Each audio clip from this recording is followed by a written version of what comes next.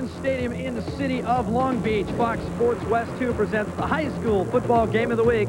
Tonight, the Marina Vikings travel north to take on the Griffins from Los Alamitos. Hi, everybody. I'm Jim Watson, back with John Jackson. We close out the regular season of high school football here on Fox Sports West 2. Of course, we will take you through the playoffs. It's the Sunset League finale, and for Los Alamitos, if they win it, well, then they are the undisputed league champions. Marina comes in probably not looking for a bid in the second season, but, JT, last year the Vikings upset the Griffs. They upset them, and what an exciting game it was. Tonight we promised more excitement, but two teams going to try to get it done with contrasting styles. For Los Alamitos, a wide-open passing attack, weapons all over the field. Marina, they want to run the ball, control the ball, keep that high-powered offense off of the field. Yeah, he's right. Marina will play it a little bit close to the vest. In fact, we'll probably only see about 10 passes from their quarterback, Scott Austin, who surprisingly is the second leading rusher for Marina. He's a pretty good athlete as well. Yeah, he's a great athlete, and he is the point man in this triple threat offensive attack. Not great passing numbers on the years, but he gets it done on the ground, and his big playability and running ability would be tested against the big, forceful defensive front for Los Alamitos. Yeah, let's talk about that defensive front. When everybody talks about Los Alamitos, they always talk about the offense, the great passing game, and all the points they put on the board. But what about defense? A lot of high schools would love to have one 300-pounder. The Griffs have two right up front, right in your face. Yeah, two great defensive front for Los Alamitos. Segin Tuatasi on the left. He is the number 2 ranked defensive tackle in the state, and the only reason why his counterpart, Bernard Riley, is number 1 in the country as far as defensive tackle goes. An unbelievable front for Los Alamitos. And both of those guys are on their way to SC. They've already committed, but they're not done here at Los Alamitos. We'll come back, put the ball on the tee. It's the Vikings and the Griffs as Los Al tries to run the table on the 98 high school football season. We're coming back to the vet in Long Beach.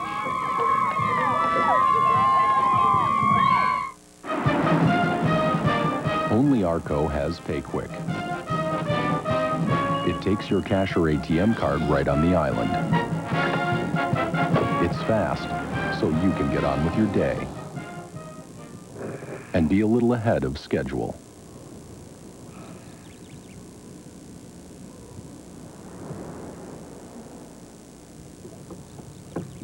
PayQuick, another reason there's no better gas than Arco.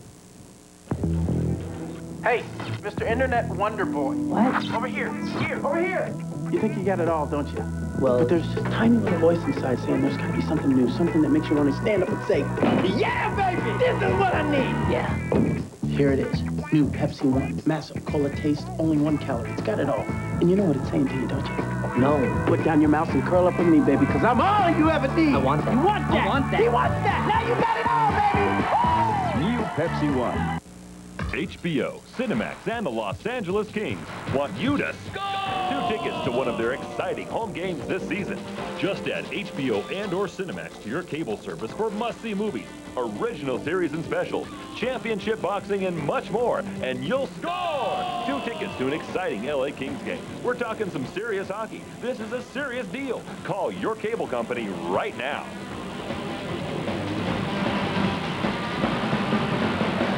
Behind that door is another world. A world of deliciously tempting cuisine. Tangy frozen margaritas. Relaxation. And fun. At Ricardo's, Mexico comes to you, right in your own backyard.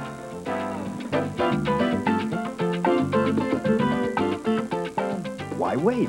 All the fun of Mexico is waiting for you, right here at Ricardo's. Ricardo's, in the city of Orange. Welcome back to the vet. It's the Arco AM/PM High School Football Game of the Week on Fox Sports West 2.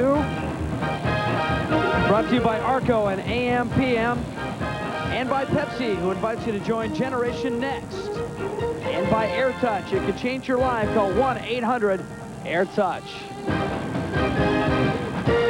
Back at the vet, Los Al and Marina on the Game of the Week. Jim Watson along with John Jackson and Allison Seaton on the sideline for us.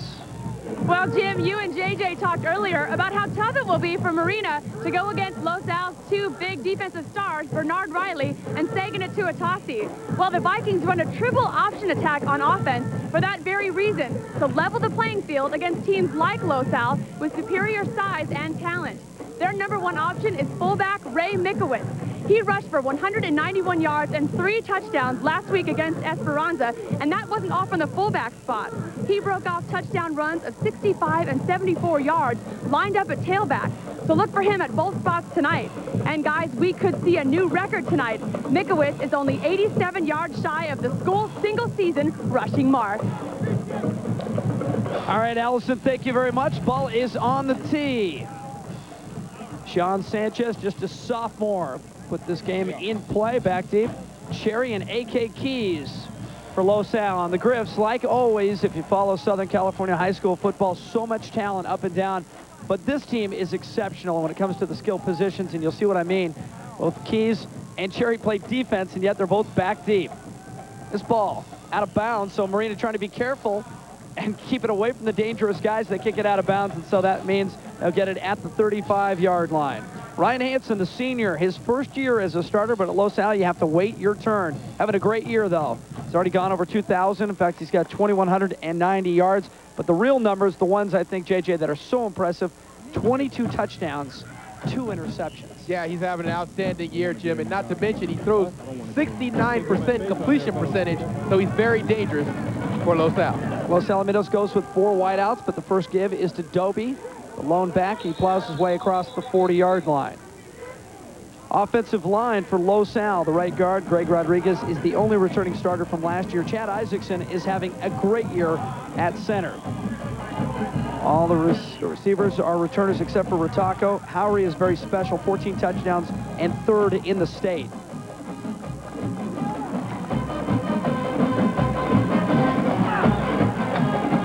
Four guys wide again, and again it goes to Dobie. Cuts to his right side, steps out of the first tackle across midfield, and pounds his way down to the Marina 45-yard line. Marina defense, usually a 4-4, but they're going to play a 3-4 tonight. The Vikes rotate 6 guys on the defensive line. Bustamante goes both ways. Your linebackers, Keith is a 2-year starter and will play both inside and out. Bond leads the team in tackles. Secondary will be grilled all night long against Los Al. Scott Austin, the quarterback, will come in on passing downs. He leads the team in interceptions. It's a first down for Los Al at the Marina 45. This time, Hansen to the air for the first time. Throws to Howery in the flat. Stutter step to the 37.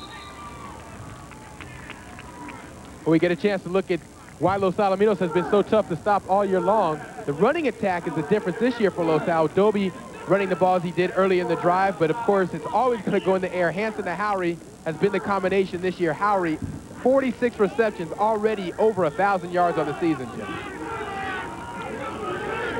Now he gets 8 on first down, and they go back to Dobie on the ground, but he's going to lose some yards. Marina tough in the middle. Well, Jim, the keys for Los Al, they have to contain the running back for Marina. Execute, execute, execute, and don't look ahead to the playoffs. The playoffs 1 week ahead is going to be very important for John Barnes to keep his team focused and not let Marina sneak up on him. And Los Alamitos has been tested a couple times this year. St. John Bosco was within 7, Esperanza within 5, and Fountain Valley just 2 weeks ago lost by a single point, and they missed a PAT late in that game. Los Al had to kick a field goal with 53 seconds to win it. Third down. Dobie needs to get inside the 35 for a first down. Does not do it. Now he's going to come up short on this third down, Jim, but John Barnes realized that Los Al is in 4-down territory. That was a 3rd and about 4 call. He realizes that it is 4-down territory for Los Al. Dobie just off tackle, cuts it right back up in the middle. Dobie has great vision. We'll get a chance to see that tonight as the night goes on. Marina does a nice job of stuffing him at the line, but now Los Alamitos will go to their jumbo offense, and that means Riley and Atuatasi at tackle and tight end, respectively. 300 pounds each. And they do play defense, but they come in when they need a yard. They go to Dobie, and I'll tell you what, he gets stood up right at the 35-yard line. And if the official marks this with his left foot, this is Marina's football. And what a huge lift this would be. That's the Vikings ball. A great stand by a couple of guys. Trevor Bond played great on that series. Aaron Bishop also, a couple of linebackers.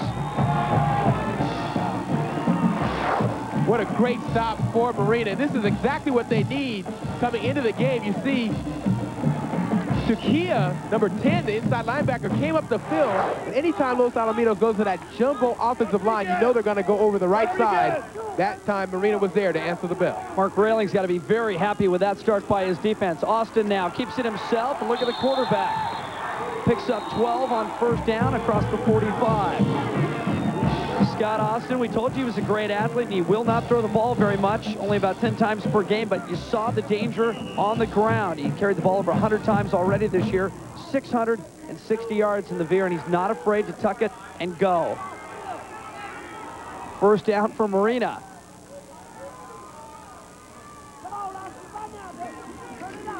Mikowitz steps inside across the 50 down to the 46-yard line. Offensive line for Marina. Kevin Romberg is the star up front. First team all-league, and he's a WAC recruit. He's going to play on Saturdays next year. In the backfield, Ray Mikowitz just carried the ball that time. Only a junior, but of course, as Ali told you at the top of the show, will break the school's single-season mark with 87 yards tonight.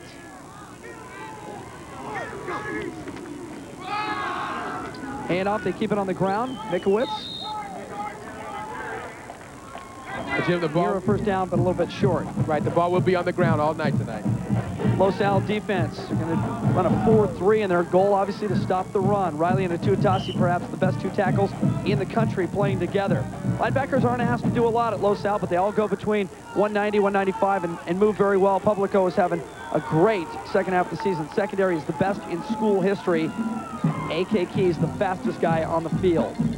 Third down and less than a yard. So they keep it on the ground. And Mikowitz right up the middle. He falls over one of his own guys.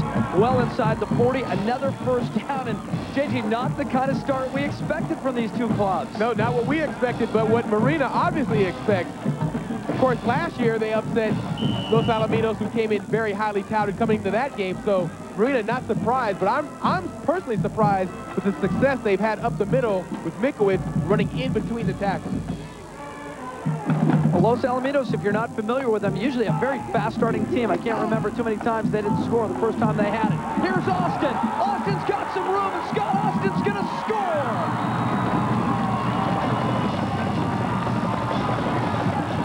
37 yards for Austin on the quarterback option. Los Alamitos very focused on trying to stop Mikowitz, and that is the danger of this triple threat option. Scott Austin has the choice of whether to hand the ball to Mikowitz or keep it as he did that time. The defense was all over Mikowitz on the play fake. Austin kept it around the end and went untouched into the end zone. JJ, nobody was near him. 5 yards on the line of scrimmage. It was just all white stripes in front of him. Sanchez now trying to make it 7-0.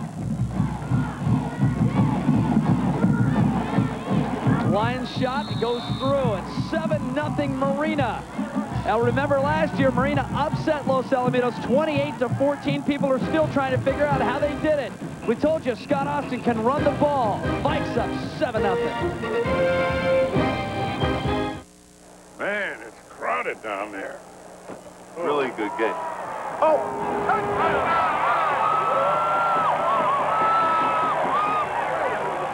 You don't need this.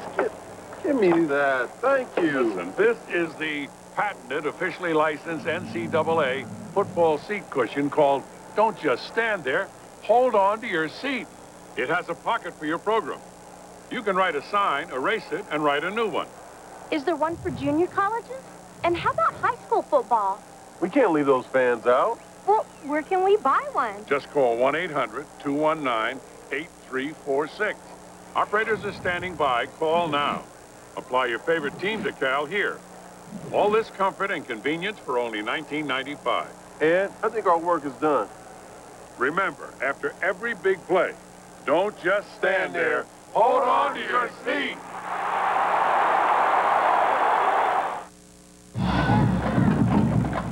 Scott Austin, the senior quarterback for Marina, just went 37 yards with the football around left end. Puts the Vikings up 7-0 over the team ranked 4th in the state of California. Now, good to have you with us. High school football on Fox Sports West 2. second time tonight. Marina kicks off. Keys down the left side, ridden out of bounds at about the 29-yard line. Well, Mark Grayling has to be very happy with the way things started. Grayling, his 4th season as the head man at Marina, but he's been there forever. He was an assistant coach for 23 years before he took over. That's the only school he's ever coached at. John Barnes across the way, 19 seasons at Los Alamitos, and everybody knows this guy. What a great program he's built. 3 CIF titles, 3 straight years, 91, 92, and 93. Looking for another 10-win campaign. It would be their 4th in the 90s. Hansen to throw. Rataco out to the 37-yard line. Well, very important for Los Alamitos to respond to the challenge set in front of them. One of the first times they've only been down all year long. Just a quick hitch this time to Rataco. John Barnes calls Rataco the best number 4 receiver in Los Alamitos history, and that's really saying something because some great receivers have come through Los Alamitos. Yeah, Los Alamitos, of course, has turned out so many big-time receivers, many of them playing in college football right now. Howery, the stutter step, and Hansen, the play action, now goes out in the flat to Howery. Turns it upfield, first down. Well, this is a nice play call by John Barnes, who's the head coach and also the offensive coordinator. Howery would come in motion to about the tackle, then he'll act like he's going to block the defensive end and slip out into the flat. A nice call. The play fake to Dobie, of course, Marina will have to respect that all night long. Howery sneaks out into the flat, unguarded, and that is one guy, Jim, you cannot leave unguarded on Los Al. Pickup of about 11. Brandon Thornton came over to make the stop for Marina, but it is a first down. At the 47-yard line, back to Dobie on the ground. Dobie across midfield. Well, Dobie came in with 17 touchdowns. He has over 1,000 yards on the season, and he averages almost 7 yards a carry. Nice balance for a very prolific passing attack.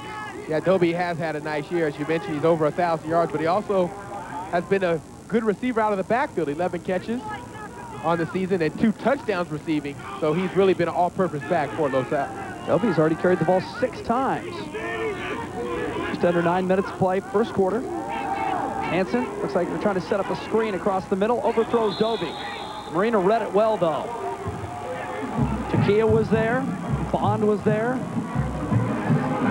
Well, this defense for Marina looks pretty good right now. Yeah, Coach Keith Laszlo, the defensive coordinator for Marina, came up with an outstanding game plan last year to control this Los Al passing attack.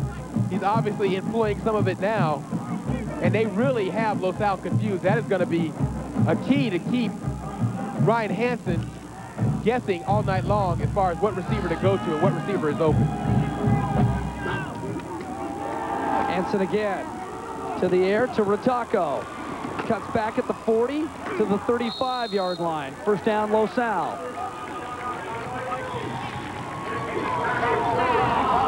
$13 yards on the pickup. And that's how deadly the Los Alamitos offense is.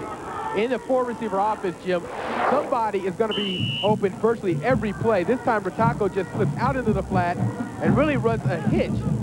Catches the ball. Nice blocking by his receivers down the field. Rataco with another big catch. He is, as I mentioned, the number 4 receiver in this offensive attack. So defenses tend to leave him open a lot, but he's made them pay. He already has 18 catches on the year, 19 and 20 tonight, and also 2 touchdowns. Howery now switches sides, and Hansen doesn't like it. Timeout. Well, you talked about how the Marina defense has the Los Al offense a little bit confused. I think that's what happened. Yeah, Hansen didn't like what he saw, and that's the one thing that you give credit to Ryan Hansen. He is a senior, very veteran, and that type of leadership ability will come up to the line, notice something that might not go right, call a timeout, and get your team into the right play and the right formation. Well, it's high school football tonight, but next Thursday, it's college basketball. Fox Sports West 2 as the UCLA men's team will be in action against Santa Clara. Live coverage of the Bruins basketball. Game will start at 7:30 here on Fox Sports West 2. And of course, those of you who know, Santa Clara has had UCLA's number in recent years. A couple of big upsets. Yeah, UCLA was a very young team this year. Very talented, but a very young team. We'll see how they respond. They're like an all-star team. Oh, a lot of McDonald All-Americans on that UCLA team. Baron Davis.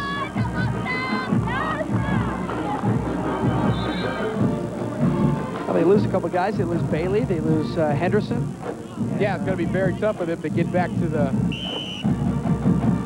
deep into the NCAA tournament as they have been the last years. A veteran group for UCLA, but you know the stable is always full. Yeah, they're going to be fun to watch.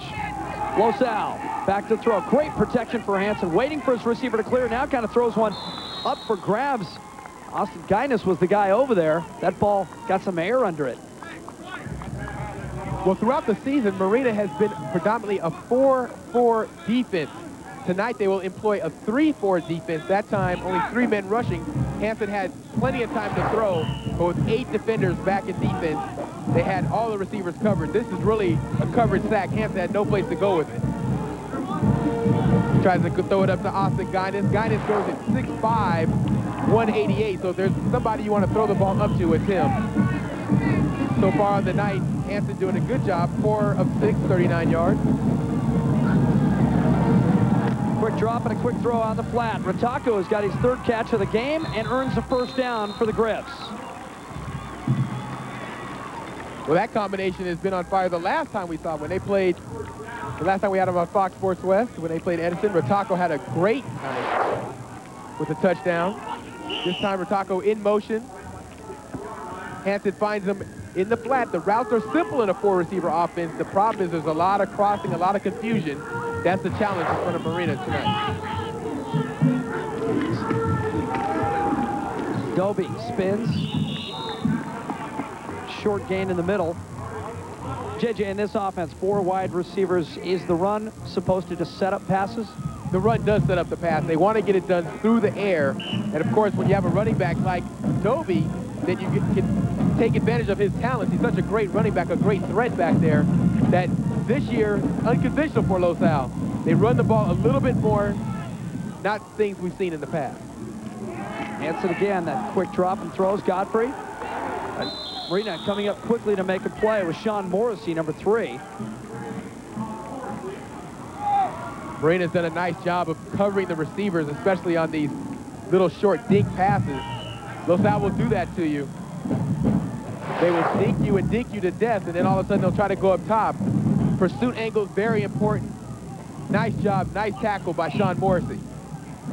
Morrissey looks like he came off his man just to give some help. Nice read and react. And notice the gang tackling for the defense for Marina. 5 guys in the screen that time, all surrounding Gunny. 10th play of the drive on 3rd and 7. Hansen goes in the flat. Godfrey is wide open. Godfrey inside the 6-yard line. Well, John Barnes has found a weakness early in the Marina defense, if there is one, the way they've played so far. The receiver on the outside will clear out, which will allow Godfrey to just stay right in the flat all by himself. Nice gain. We'll see what Marina will do to try to adjust to this. You said it before, in a 4 wide-out offense, somebody's almost always open. Now Losal trying to answer. Dobie, left side. Dobie near the goal line to the 1.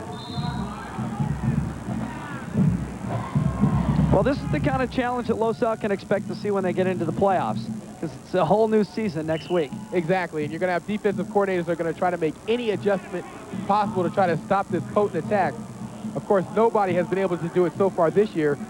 Losal averaging over 30 points a game. Very deadly is this offense. They're going to go trips right from the 1-yard line.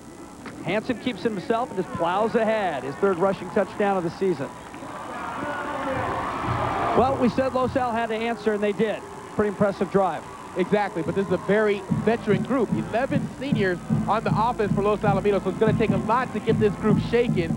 They showed great poise that time, responding to the touchdown for Marina. And, of course, once again, Marina, it's now their turn. Yeah, that's something I don't think you can overemphasize, the fact that they start 11 seniors. So next year there will be no returning starters on offense. And, of course, John Barnes, the coach, 19 seasons as the head man here. So not a group that's going to panic. Mike Hill now, a chance to tie the game for the Griffs. Bangs one through, and we are tied at 7. Just over 3 minutes to play in the first quarter. It is the game of the week on Fox Sports West 2, and it's starting to shape up to be just that. Coming back to the Vets after this. We interrupt this program for a special report. America's moist towelette shortage. Thousands of Americans were left with messy hands today in the worst moist towelette shortage in history. Analysts are blaming the epidemic on the overwhelming demand for Sizzler's new expanded barbecue menu, featuring 6 sauce-smothered lunches and 7 mouth-watering messy dinners. How long will the crisis last? Sources say, for a limited time only. This has been a special report from Sizzler. Stay tuned for more. Take a Sunday drive. Once you drive a Tacoma, you'll want a Tacoma. And a lot of people do. Boys and girls. The 99 Tacoma is tough, aggressive, and like all Toyotas, built to last. So test drive Tacoma this Sunday, or any day, at your Toyota dealer's Sunday Drive event. Who says going to work can't be fun? Tacoma.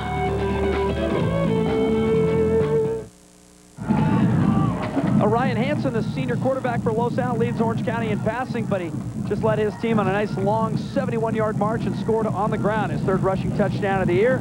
Los Alamitos answers back, and we're tied at 7 as he crouches down to have a word with the head guy, John Barnes.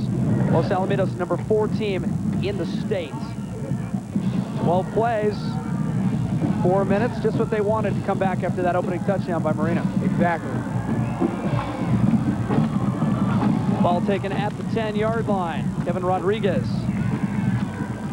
Rodriguez out to the 25, and the ball pops loose. Now, this is not obviously what Marina wanted to have happen right here. A turnover. Team averages 3 turnovers a game, and ball comes up with the loose pig. Jim, you're exactly right. Marina can ill afford turnovers in this game. Los Alamitos, we talked about how dangerous their offense is. You cannot give this team chances from close range. This time the ball just stripped out. A nice job by the Los Al special team. Able to get a hand in, poke the ball out. A turnover which will put Los Alamitos on the doorstep at the Marina 28. Jared Ball came up with it, sets up the offense. Now Marina, up until then, really hadn't made a mistake. First down for the Griffs, and they can strike so fast. Play action. Hansen stumbles as he throws. Furtaco catches it on a knee. It looked like Hansen caught his spikes in the turf. Yeah, Hansen looked a little awkward on that throw. And he still completed it. Well, he throws for 69%, so you would expect him to complete a pass like this. But right there, he just got his foot caught in the turf. Delivered a strike to Furtaco still. And that just goes to show his arm strength. Ryan Hansen, outstanding arm strength. Big-time college prospect. So far this year, he's being recruited by, or he's been offered by UNLV. Fresno State, San Jose State among those also looking at him. Dobie. Talked with head coach John Barnes prior to the game. We talked about Hansen. He said he's getting a lot of late attention, JJ, because he didn't play as a junior. Zach Blazek was here and had the starting job, so he didn't get to play till he was a senior. And because there's so much early recruiting in college, they're just now starting to warm up to number 11. Exactly. He's really getting all his notoriety during the season. A lot of guys come into their senior year looking for a big year to solidify their spot as far as college scholarships go. Ryan Hansen has had to do it all this year, and he's done a great job. He already has over 2,100 yards on the season. Los Al 2 of 3 on 3rd down so far. The throw on the flat. It's Godfrey. Godfrey cuts back, and he's going to score.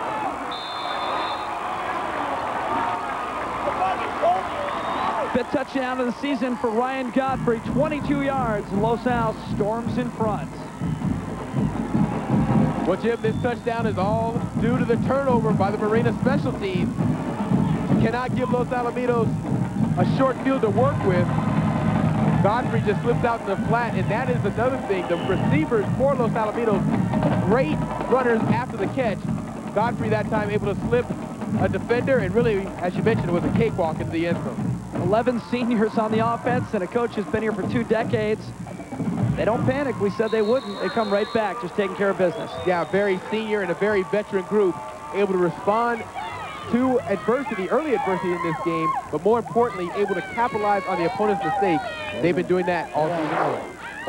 Hold on, keep that there. Chance to look at the play. Godfrey is going to come from in the flat, just run an out route.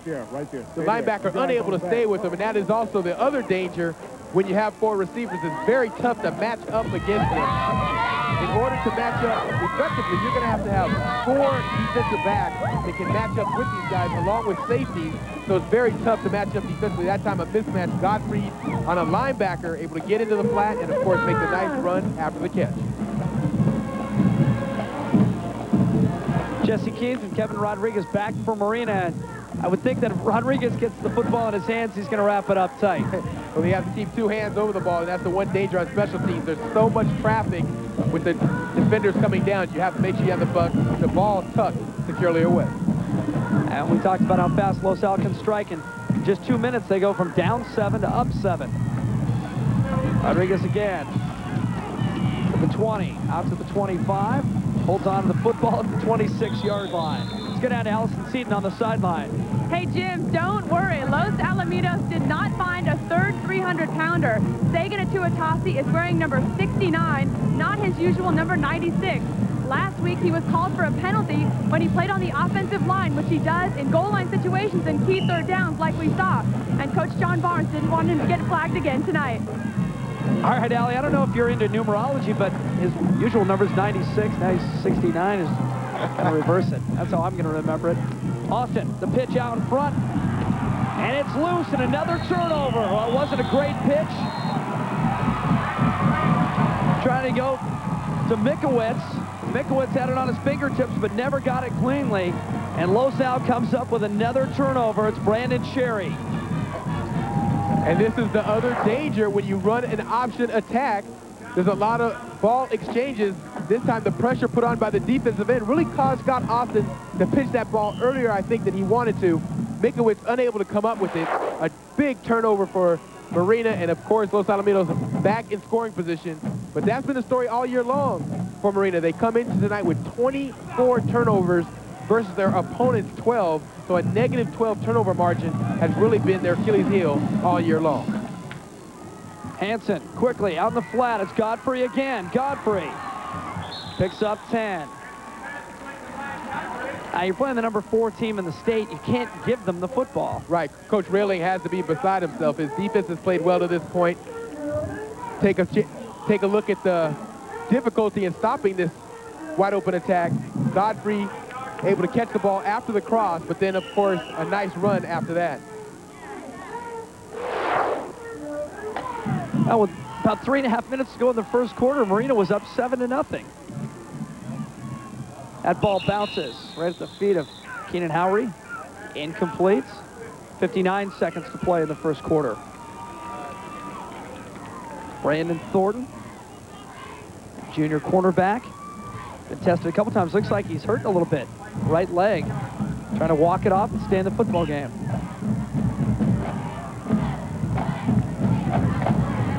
Hansen already 10 of 13 over 100 yards in the first quarter. And that's what he's been doing all year long, Jim. 69%, as we mentioned, coming into the night. He's bettered that already, being 10 for 13. 218 yards last week against Huntington Beach. It's Dobie on the ground. Spins down about the 12. Well, Dobie is going to play a big role for Los Alamitos, especially in the playoffs. And that's due to the fact that teams are going to try to defense Los Al with 3 defensive linemen. That really puts a strain and an emphasis on the running game. Dobie so far this season has done nothing but respond. Dobie is very, very strong, but the book on him, he's a great blocker. He's asked to do a lot of pass blocking in this offense. Out to third down for Los Al, 3rd and 6. Marina wants to end this football game. Now's a good time to start. Hansen, the throw on the out to Godfrey would not have been a first down, as they read it very well. Thornton right on top of it. And I like the defensive adjustment that Coach Laszlo for Marina made. Los Al has been killing Marina in the flats with a lot of passes such as that one, little 5-yard out passes. That time they rolled the corner, so they had a man in the flat waiting for Godfrey and the ball. And of course they forced the incompletion. Los Alamitos forced now to try a field goal, be about a 29-yarder. Mike Hill. Mike Hill plays defensive end, 228 pounds. This ball, if it's got enough, and it does.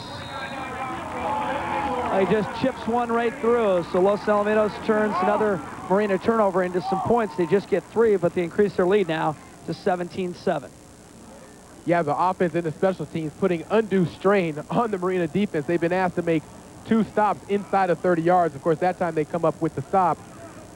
But Hill able to knock down the field goal to open the lead to 17-7. A good weekend coming at you Saturday at 12:30 on Fox Sports West. The undefeated Green Wave of Tulane battle the Cadets of Army, followed by the in-state rivalry. It's Texas Tech against the Horns of Texas UT, led by Heisman hopeful Ricky Williams. In fact, both of those teams feature a guy named Ricky Williams. It all starts at 12:30 on Fox Sports West. College football doubleheader.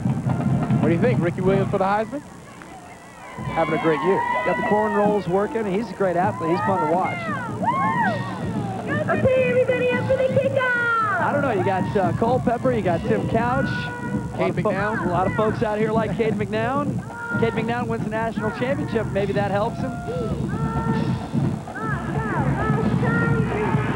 Ball loose. Picked up by Jesse Keith. Keith to the 20. Dropped at the 22-yard line. Well, let's talk about some positive things for Marina.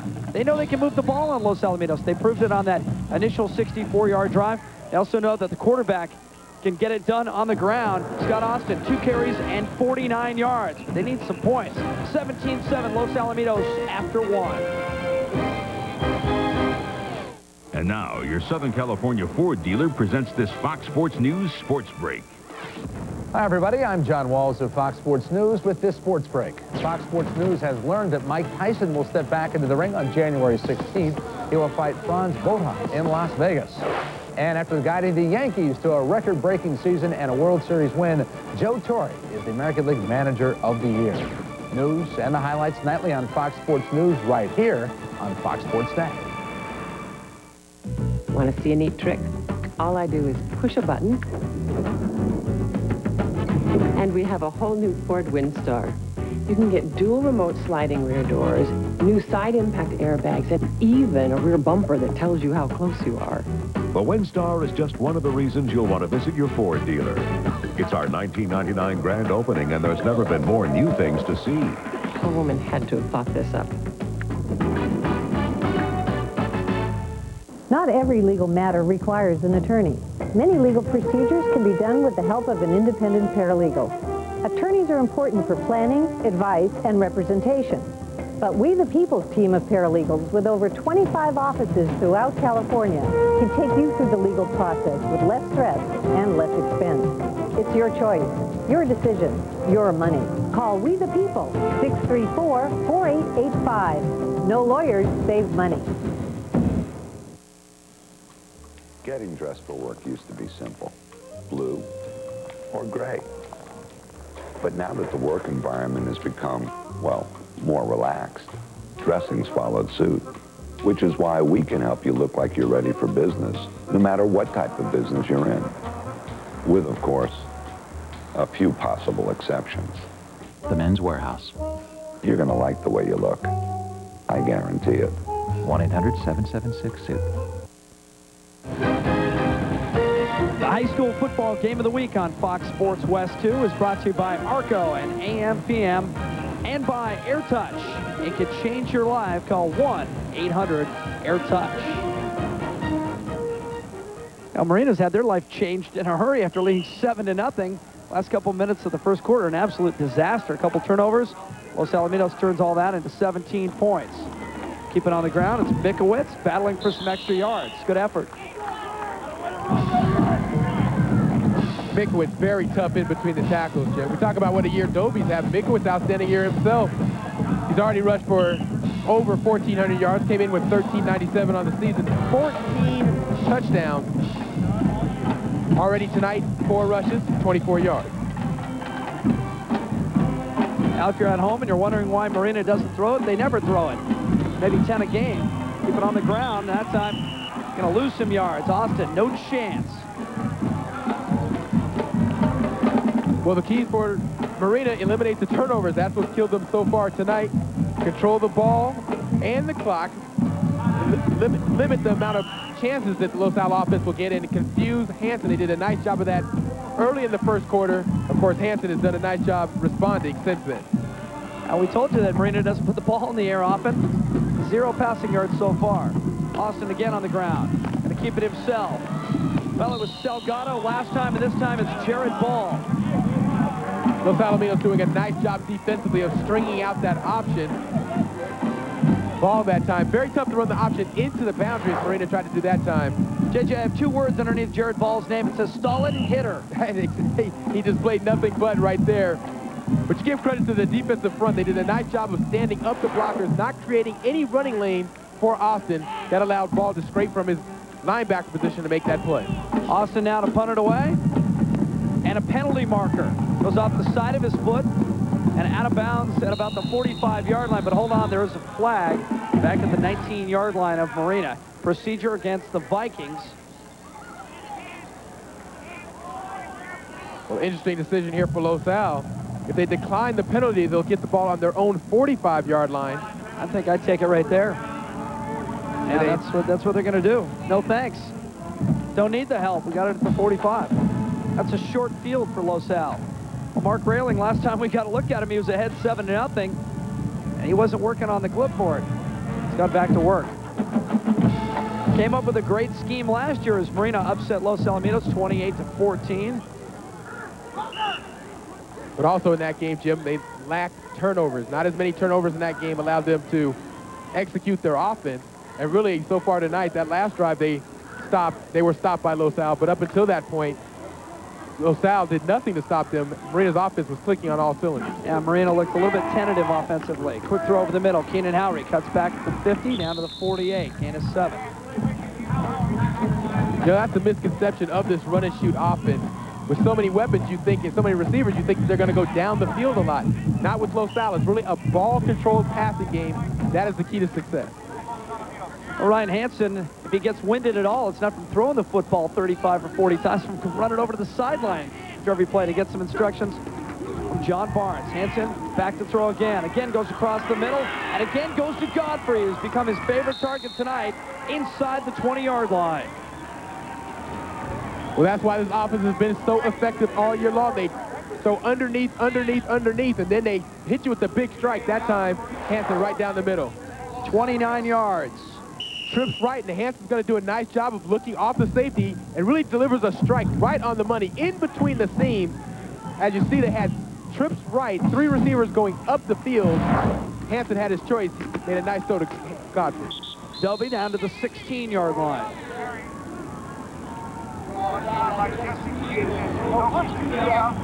Delby, a good game against Huntington Beach a week ago, 129 yards. And you remember, we were here a couple of weeks ago when Los Al took care of Edison pretty quickly, and we talked with John Barnes. He said they have some tough games coming up. Huntington Beach, Fountain Valley, turned out to be that way. Fountain Valley within a point of beating Los Al. Yeah, Los Al has dodged all the bullets, but that has been will be a key for them in the playoffs because they will be battle tested. 2nd and 7. Hansen, the quick look, and then waits for his receiver to clear. It's Howry, jump ball in the corner, and Howry almost came up with it. The coverage by Morrissey, who's got an inch or two on Howry. Howry goes 5'10", and Morrissey 6 feet. Good position here. Yeah, anytime you have a playmaker on the outside, your quarterbacks will tend to try to give them a chance to make a play. Howry that time well covered. Hansen knows he has great leaping ability, though. Tries to get him the ball just a little bit outstretched. See Keenan Howry put his hand up, and you know when you have that kind of communication with a quarterback, quarterbacks will take a chance of throwing you that ball. Hansen has Godfrey at the 1-yard line. How is Godfrey getting open, so wide open? Well, with the defense, with 4 receivers in the offense, it's tough to take away all of them. Hansen does a nice job of spreading the ball around to all his receivers, with Taco early in the game, and now Godfrey. Of course, everybody knows they want to go to Howry, so it's very difficult for this team to stop the 4-receiver offense. And there's a point of concern for Marina. Scott Austin, who at this point is playing quarterback, he comes in on passing downs, but let's keep in mind he's also the quarterback for Marina. They got to have him. He looks to be okay, just a little shaken up. Yeah, Austin is such a tremendous athlete. Most of the time, he does not play defense much, but of course, against 4 receivers, they'll try to use him. Get a chance to look him come up and make that hit on Godfrey. Might have got a little stinger on the shoulder. I had to keep him out of the end zone. Godfrey with the catch at the 1-yard line. First down, Hansen looking for his 2nd touchdown of the game, and he's got it. Hansen and the Griffs, when they want to, they can really turn it on. Right, and Hansen's not known for his running at all. He had 2 touchdowns coming into tonight on 20 rushes. So he's not much of a running quarterback, but he picks up 2 more tonight, all from close range. Nice job up front by Matt Lopez, Isaacson, and Rodriguez. And there you see something real interesting. Of course, the quarterback here at Los Alamitos is asked to do a lot of things. You'll never see this anywhere. He's asked to snap the ball on field goals and extra points. That'll keep you humble. Line drive by Hill, and it just gets inside the post. So Ryan Hansen, a couple of touchdown rushes, has led the Griffs back in front, 24-7. Don't forget, he also plays center.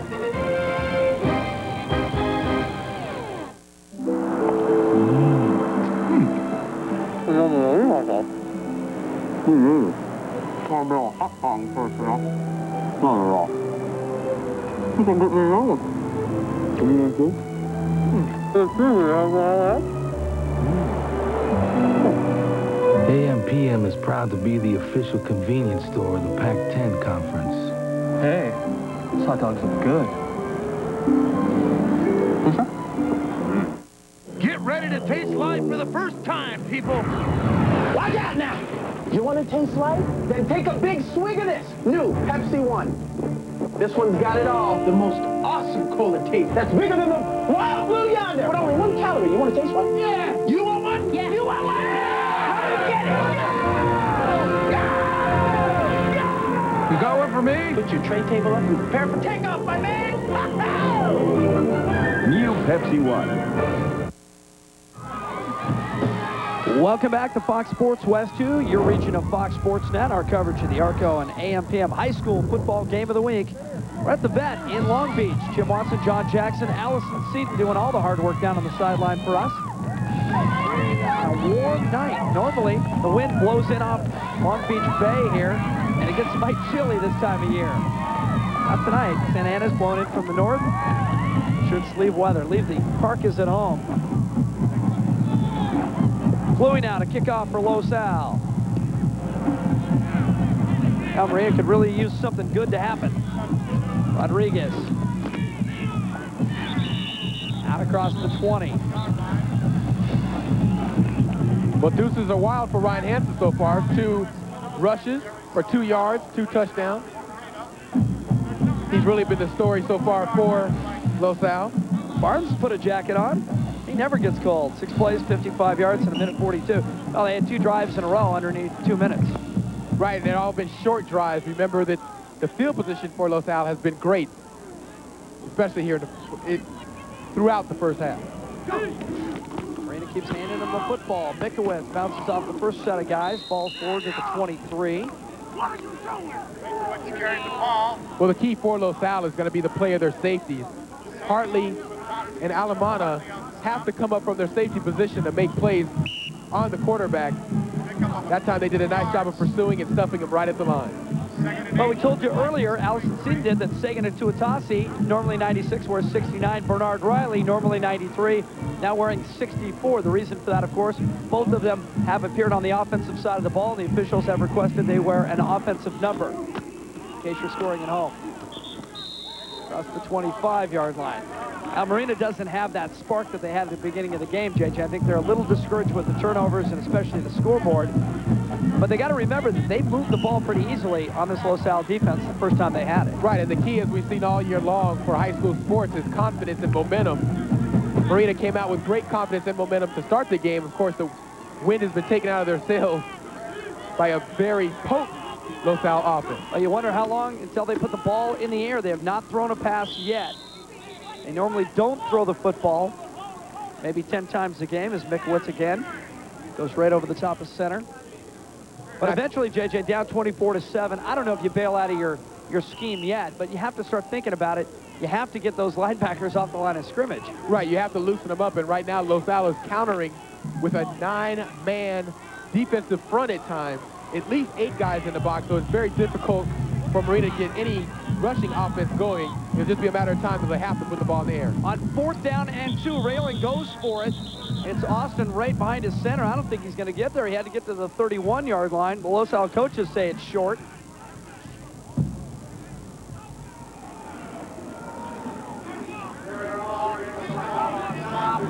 going to measure. Well, this is a surprising call for Marina. On 4th down and 2, they go to the quarterback sneak. Remember, Los Al very strong in the middle with Tuatasi and Riley, the two twin towers in the middle. Makes any yards, especially 2, difficult to gain up the middle. Now looking at the forward stick, he had to get real close to the 31. And you can see he's well short. About a half a yard. Now the gamble by Mark Railing. And the Vikings comes up empty. And for the 3rd time in a row now, Los Alamitos handed a short field. And with an offense as dangerous as Los Alamitos, Marina really shooting themselves in the foot, making it very difficult on their defense. And if you're playing a team whose offense is like a gun, you don't put bullets in the chamber for them. That's right. And remember, Ryan Hansen has only thrown 2 interceptions on the year.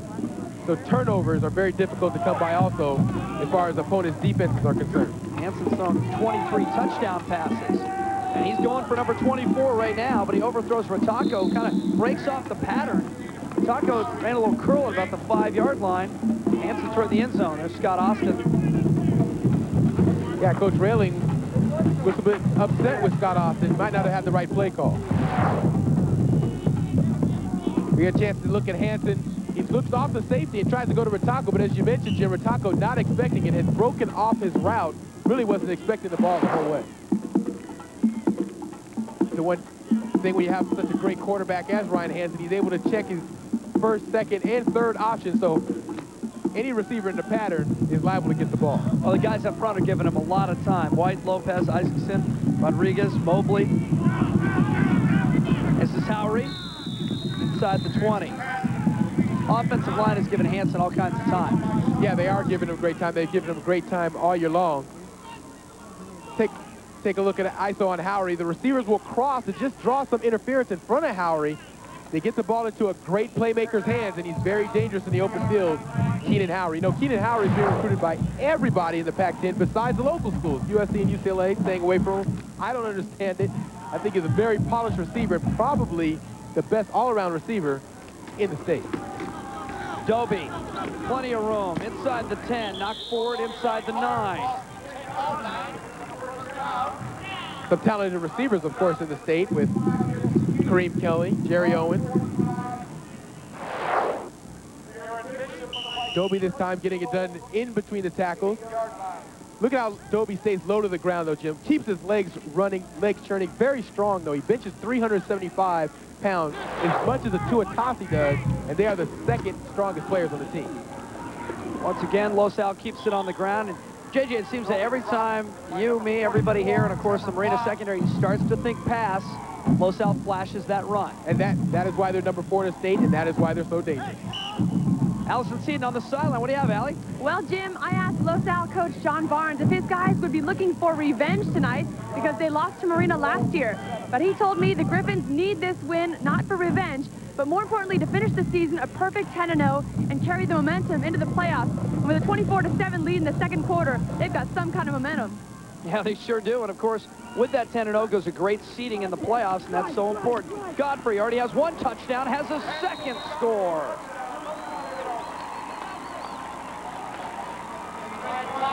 So many weapons, so dangerous, this Los Al offense. Godfrey that time, they've ran the receiver screen numerous times tonight with the same result. They cross the receivers in the slot. They go trips to one side. They cross the receivers in the slot, get the ball to Godfrey or Howery, and let them go ahead and run and make plays. They've done nothing but that tonight. You see, it's not only Hansen that wears a couple of hats. After Godfrey scores, he comes in to hold the football. You got to earn your paycheck here at Los Al, and of course I mean that figuratively, JJ. Godfrey has 6 catches, and 2 of them he's taken into the end zone. Los Alamitos down 7-0 has scored 31 unanswered points. It's here. Fox Sports West and West 2's Home Team Cruiser. Searching all of Southern California for home team fans like you. Watch Fox Sports West and West 2 and find the Home Team Cruiser in your area for hats, t-shirts, or tickets to a home team game. Look for the Fox Sports West and West 2 Home Team Cruiser Saturday, November 21st at the Rose Bowl for the USC-UCLA football game. And get your home team logo sprayed into your hair, courtesy of Fantastic Sand. Dodge Ram was the first and is still the only full-size pickup to be ranked most appealing by J.D. Power & Associates. It was the first to offer a 10-cylinder engine, and it was the first quad-cabbed. And now, for the first time, we're offering $1,000 back on the truck that changed the rules. But hurry, this is one first that won't last. $1,000 cash back on all new 98 Rams in stock. Well, a much different look on the Marina sideline than it was just about 15 or 20 minutes ago. In real time, Mark Railing and Marina led this game 7-0, but then it was turnovers. Let Los Alamitos get back into this game. Los Alamitos, after getting the equalizer 7-7, 2 turnovers, some quick points, and now the Griffs are rolling. Rodriguez at the 3. Once again, stopped just as he crosses the 20-yard line. Now, they still believe on the Marina sideline, but boy, do they have their work cut out now. They do have their work cut out for them. And coming into the night, the key was to run the ball, to possess the ball, not only to score points, but to keep it away from the Los Al offense. And Los Al has taught them a lesson of why that is so important. Scott Austin, who's experienced just about everything tonight, he went 37 yards for a touchdown on the ground. He got hurt playing cornerback. Now he's back in the game.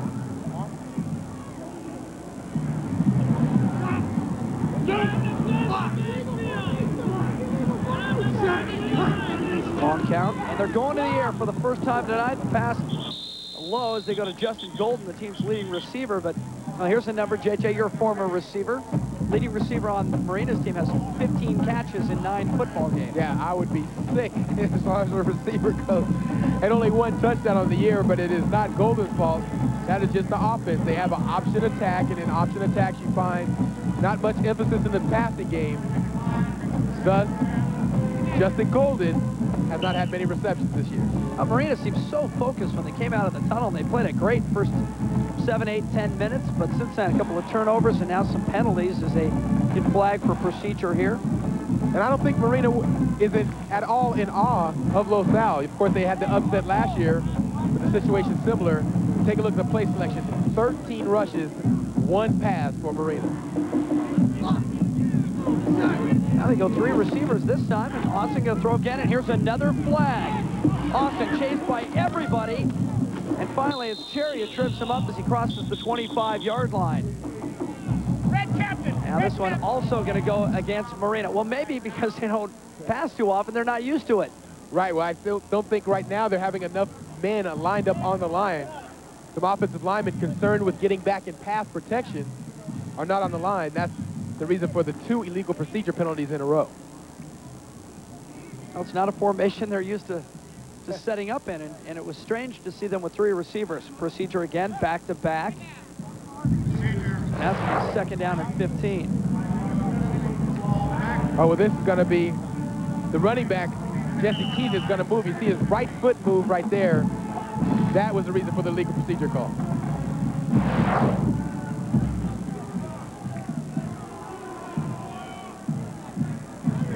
That actually goes down as the first penalty of the game because Los Alamitos declined the earlier procedure.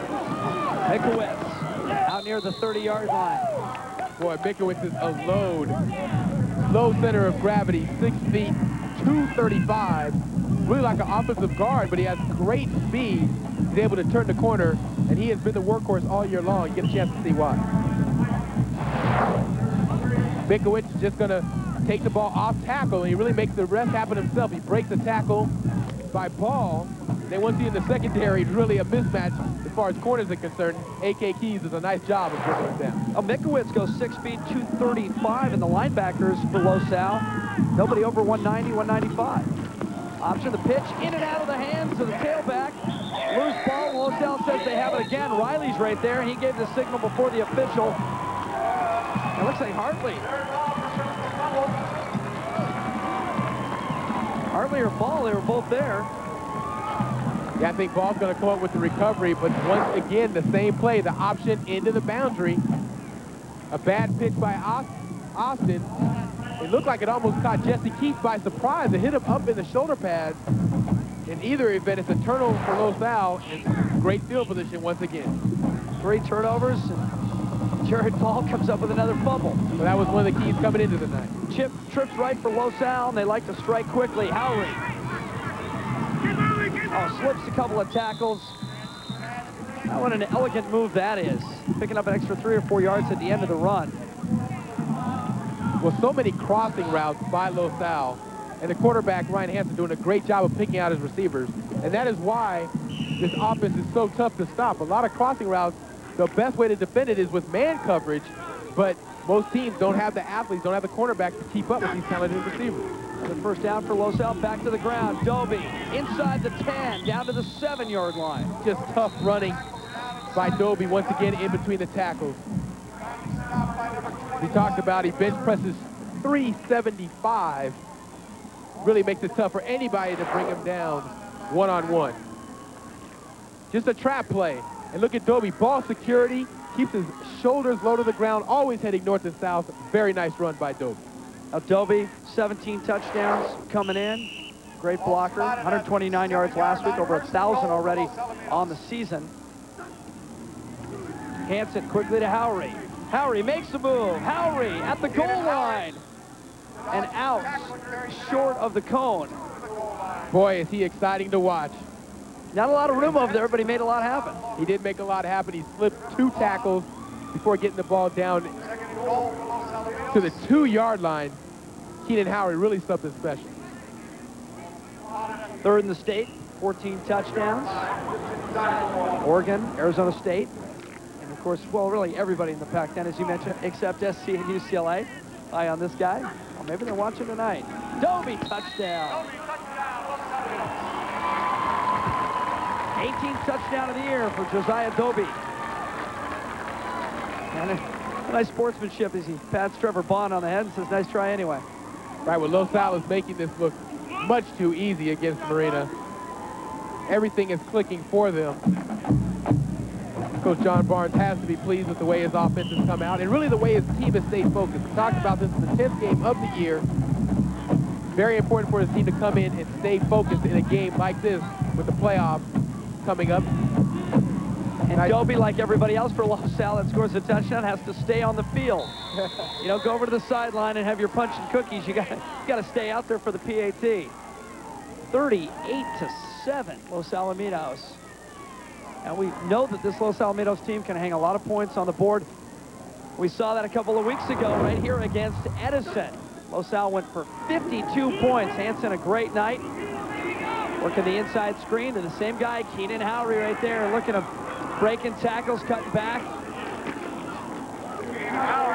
Yeah, and that night, much like tonight, the offense was afforded great field position. They did a nice job of capitalizing on it. Hansen to Howry, dangerous combination. Of course, Los Alamitos, and that's the mark of a great team. You just keep coming back with the same thing week in and week out.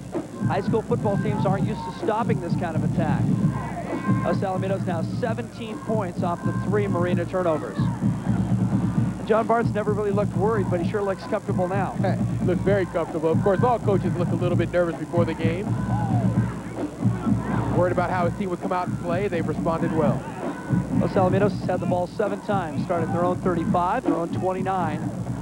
Then the Marina 28, the Marina 26, their own 45, the Marina 30, and the Marina 30. Well, that just makes it easy. Chris Cluey with the kickoff. Well, Rodriguez has got to be winded. Rodriguez has run about 6 20-yard sprints tonight. He's had many opportunities, and if things keep up like this, he'll have plenty more. Problem is, all of those sprints have ended abruptly.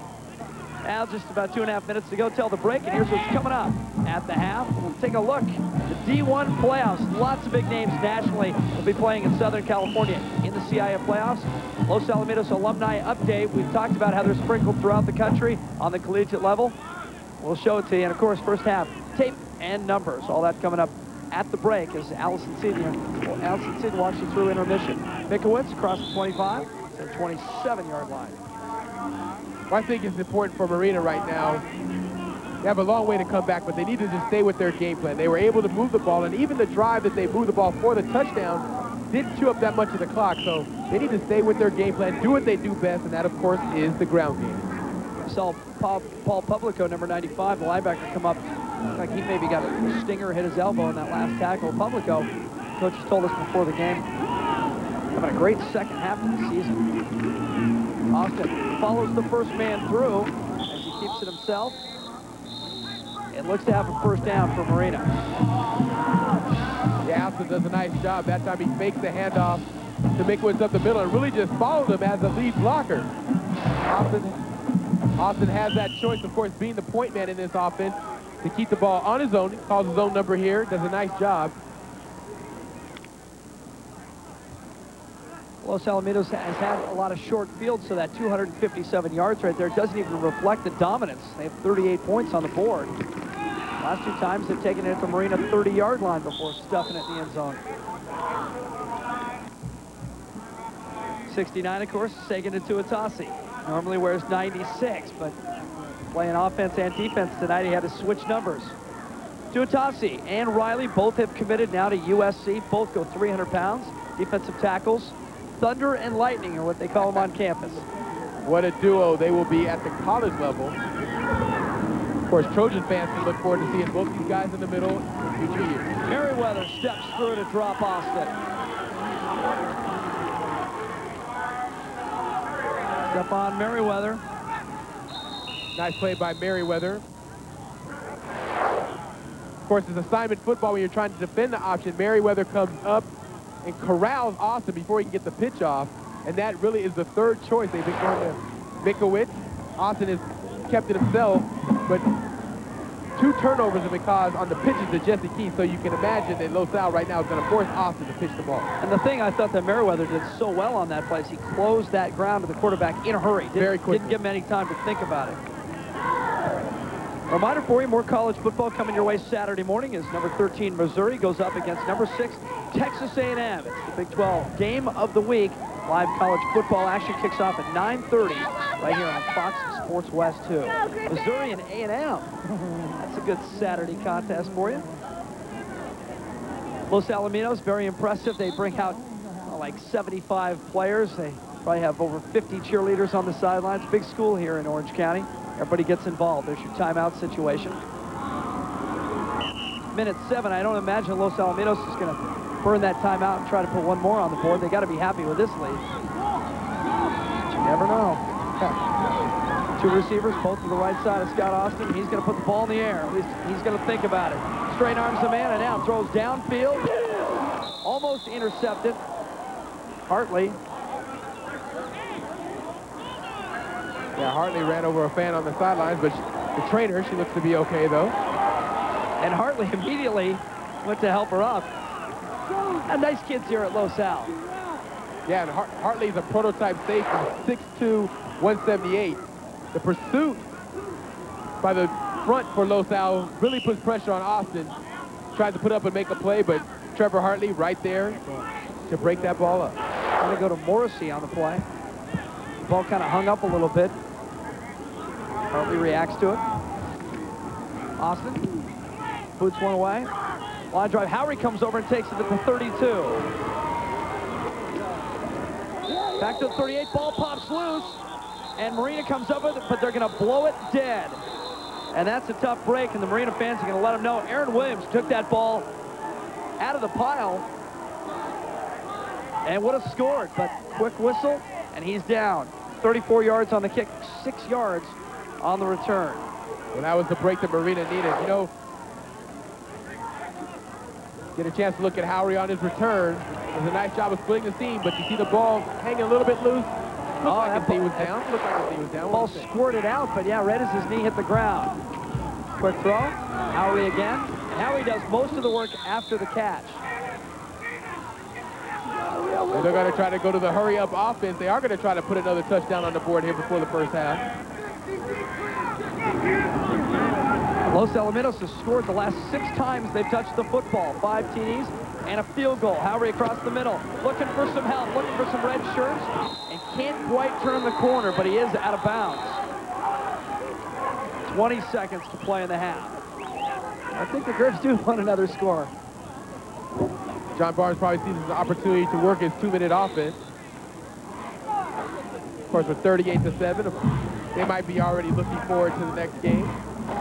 Trying to get his first unit some work as far as working against the 2-minute offense. Ryan Hansen, of course, the quarterback, so deadly. There's no place on the field that can really hold him.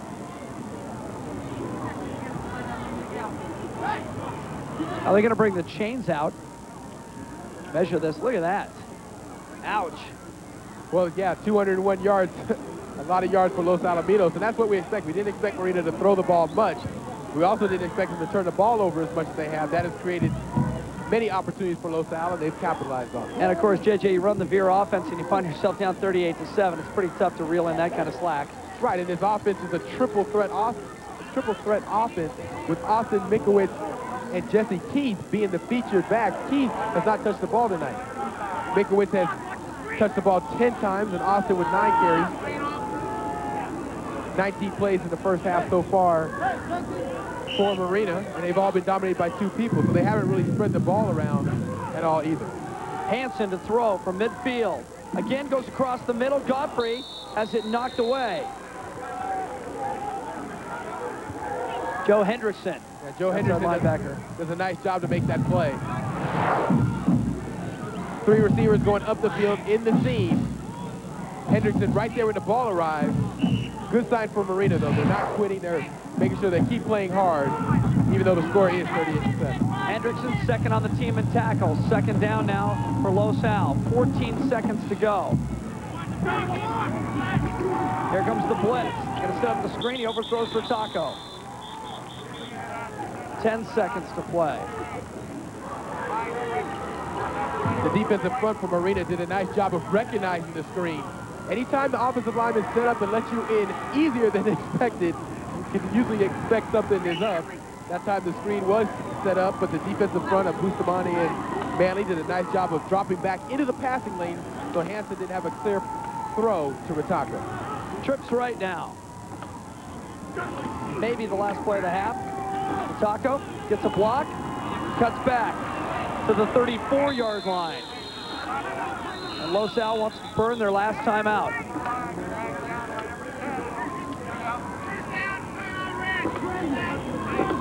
Well, some people might be surprised that Los Al is burning time out here, but I think a little bit of revenge factor might come into play in this game.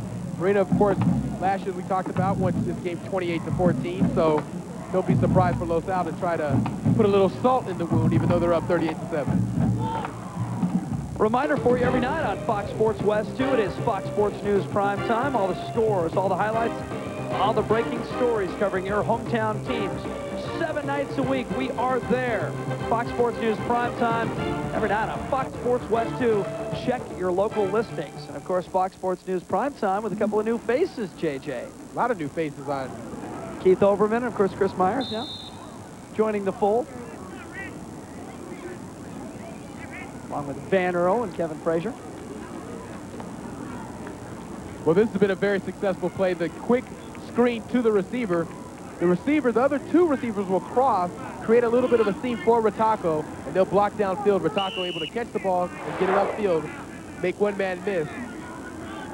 Very tough to stop this offense. That receiver screen, though, has worked successfully for Los Al all night long. Last play of the half, both at 36, they go to Howry on the quick inside screen there. He steps up, down to the 22. So just working on some things here. Los Al maybe not preoccupied with putting the ball in the end zone. Very impressive half for a team going into the playoffs, JJ. I thought they came out a little flat, maybe unfocused. I was wrong. Right, well, the senior veteran leadership for Los Al took over. And then you're right, Jim. It's the last game of the year. It's very important to go into the playoffs on a good note. Allison Seaton has Mark Railing down on the sideline. I can't imagine he's too happy right now, Allie. No, we're going to find that out. And, Coach, let's start with some positives. Your team started off very well. Nice stop by the defense on Los Al's first possession. Then Scott Austin's touchdown to put you up 7-0. Yeah, I think going in the first, that first quarter looked good for us, but then we made a lot of mistakes, and they executed really well against us and turned ugly early. Yeah, those turnovers are key, especially in your own territory. How do you come back from that? Well, we're just going at halftime here, and I'm tell the kids what I always tell them. You just have to keep playing hard. You have to try to earn respect by your opponent, and we have to play better. Do you think maybe you'll go to the air a little more in the second half? Well, a little bit more, but they've been playing a little bump coverage. It's been hard just to get receivers open, too. If I saw wide open receivers, I think I would have thrown it a few more times, but they're not, it's not been there yet. We have to make something happen, though. Okay, Coach, good luck in the second half. Long way to come back. Marina up 7-0 to start the game. Now down 38-7. A playoff preview when we come back. You're watching high school football on Fox Sports West 2. We're talking Chevrolet. I bought a Chevrolet Suburban because it's the largest vehicle in its class. It's just like driving any other luxury car, except it's a truck with much, much more room. Now you can lease a big new Chevy Suburban for only $394 a month. Just $394 a month for a '99 Suburban. $394 a month at your California Chevy dealer now. I got my money's worth. In California today, we're talking Chevrolet. Every day, Outdoor Life Network gives viewers like you 24 hours of action and adventure, like only the great outdoors can provide. Unfortunately, your cable system doesn't carry Outdoor Life Network. If you want the best how-to and where-to-go outdoor programming available, ask your cable operator to add Outdoor Life Network to their cable lineup by calling 1-800-OUTDOOR, because the only way they'll carry it is if they know you want it.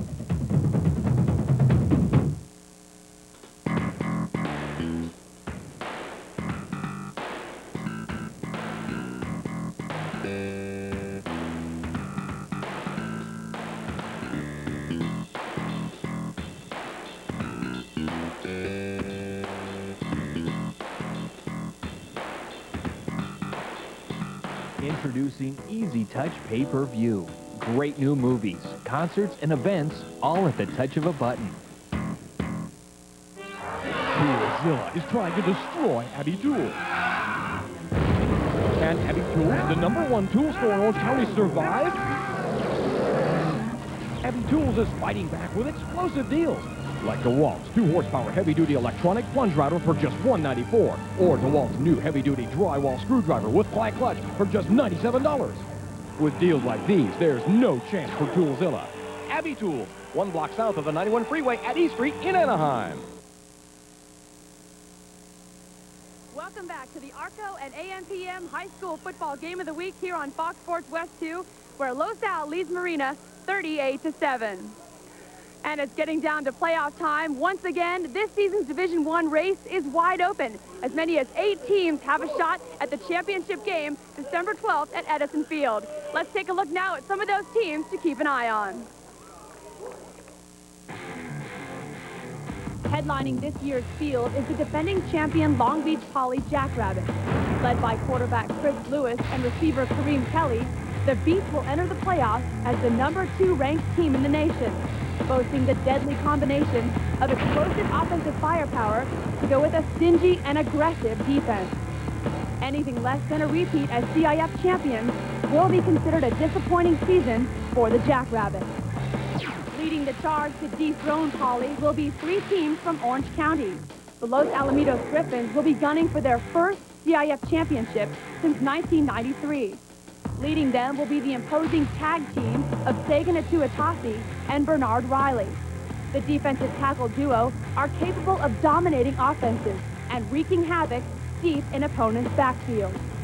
Another team from Orange County is a familiar one, last year's Division I runner-up, the modern-day Monarchs. The Monarchs have appeared in 5 of the last 7 finals, and after an early loss, have quietly gone about their business, led by seniors Kevin Mitchell and Kevin Millhouse. With a favorable draw, the Monarchs could make it 6 out of 8 appearances on December 12th. The other team from Orange County not to be overlooked is the Aztecs of Esperanza High. Led by quarterback Grant Wagner and tight end Bo Ashabranner, the Aztecs will pit their strong passing game and excellent special teams against the best the Southern section has to offer. Finally, 2 other traditional powers figure to make a statement come December. The Bishop Amat Lancers are always a factor come playoff time, and this year are led by the explosive combo of Dennis Wyrick and Mike Wagner. And don't count out the Fontana Steelers. Bohai has prepared themselves for the stretch drive, by facing one of the most challenging schedules in Division I, which could pay dividends come December 12th in Anaheim. And we'll bring you the semifinal game live at 7 o'clock on December 5th. And on the 12th, the championship game, also at 7 o'clock, live right here on Fox Sports West 2. And we could see Los Al. They're looking great tonight. Much more to come, including a look at tomorrow night's big-time rivalry games. You're watching high school football on Fox Sports West 2.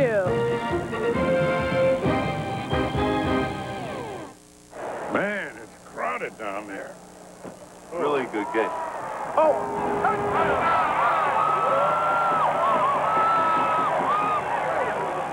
You don't need this. Give me that. Thank you. Listen, this is the patented, officially licensed NCAA football seat cushion called Don't Just Stand There, Hold On to Your Seat. It has a pocket for your program. You can write a sign, erase it, and write a new one. Is there one for junior colleges? And how about high school football? We can't leave those fans out. Well, where can we buy one? Just call 1-800-219-8346. Operators are standing by. Call now. Apply your favorite team decal here. All this comfort and convenience for only $19.95. And I think our work is done. Remember, after every big play, don't just stand there. Hold on to your seat. Hi, I'd like to start getting home delivery of the Sunday New York Times. Now you can enjoy Sunday even more by getting the New York Times delivered to your home every weekend. And when you call now, you'll get 50% off the regular home delivery price. I enjoy waking up and having the Sunday New York Times waiting for me. I know it'll tell me things that I won't hear, read, or see anywhere else. I get international and cultural news, and I get a jump on the week ahead.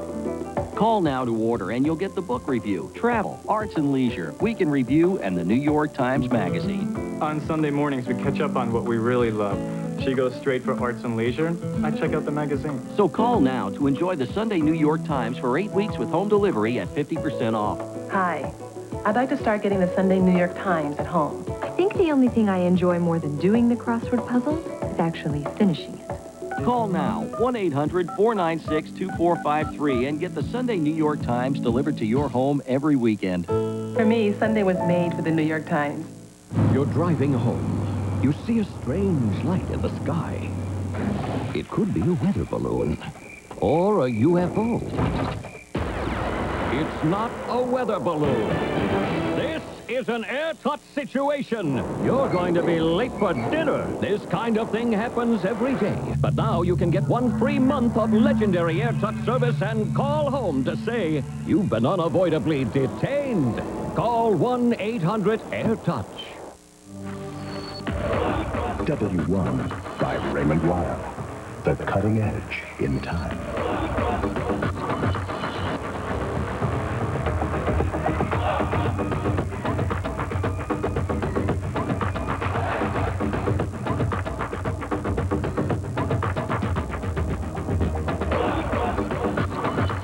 Time for the next generation.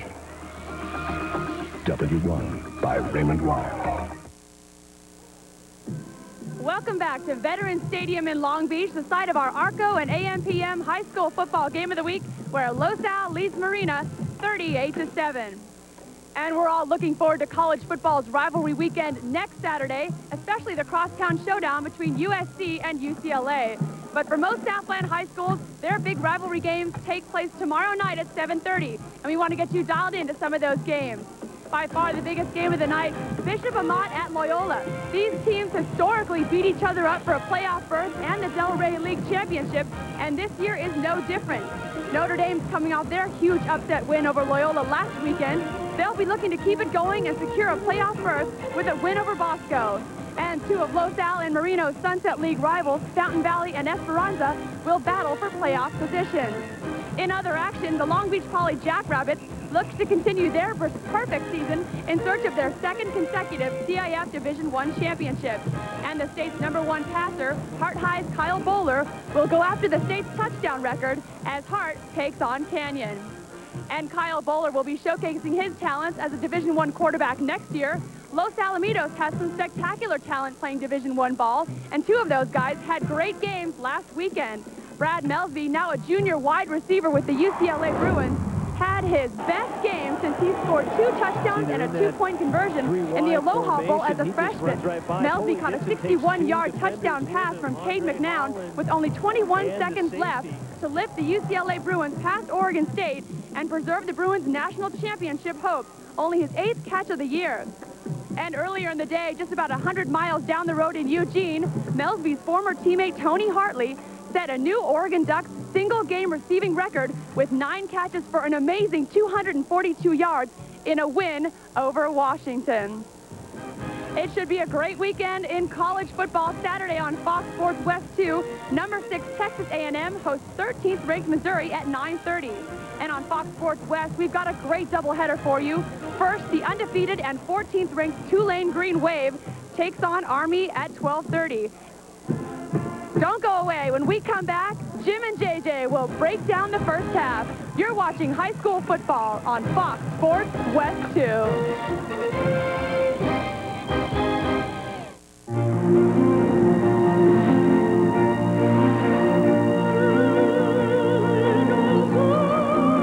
Gave it exhilarating performance and the ultimate in luxury. Because we believe a great luxury car should do more than just take people where they want to go. It should bring them to their feet. The new RL from Acura. If you had Total Golf from Golf Digest, you'd know that hitting the big drive means widening the takeaway. Because Total Golf is the new breakthrough instructional program from Golf Digest. Players like Tom Watson, Ernie Els, and Mark O'Meara give you their tips and techniques on driving with power and accuracy, putting with precision, conquering problem lies, all in a step-by-step program that'll lower your score guaranteed. Call now for your free introductory pack. You get 12 instructional golf cards and a 3-ring binder with subject dividers free. You also get a second set of 12 cards to preview free. If you like it, pay just $5.99. If not, return the second set of cards and keep the introductory pack as our gift. Use your credit card and get this video free. If you had Total Golf from Golf Digest, you'd be playing better golf, guaranteed. Call now. Call 1-800-672-3993 to order Total Golf for $5.99 plus shipping. Use your credit card and get 15 shots to save your golf game free. That's 1-800-672-3993. You're about to enter a whole new world of entertainment at AMC Theater. Love seat style stadium seating, Sony dynamic digital sound, huge wall-to-wall screens. So get ready to enjoy the show like you never have before. AMC Theaters, changing the way you see movies. The AMC 30 at the Block in Orange. Grand opening Friday, November 20th.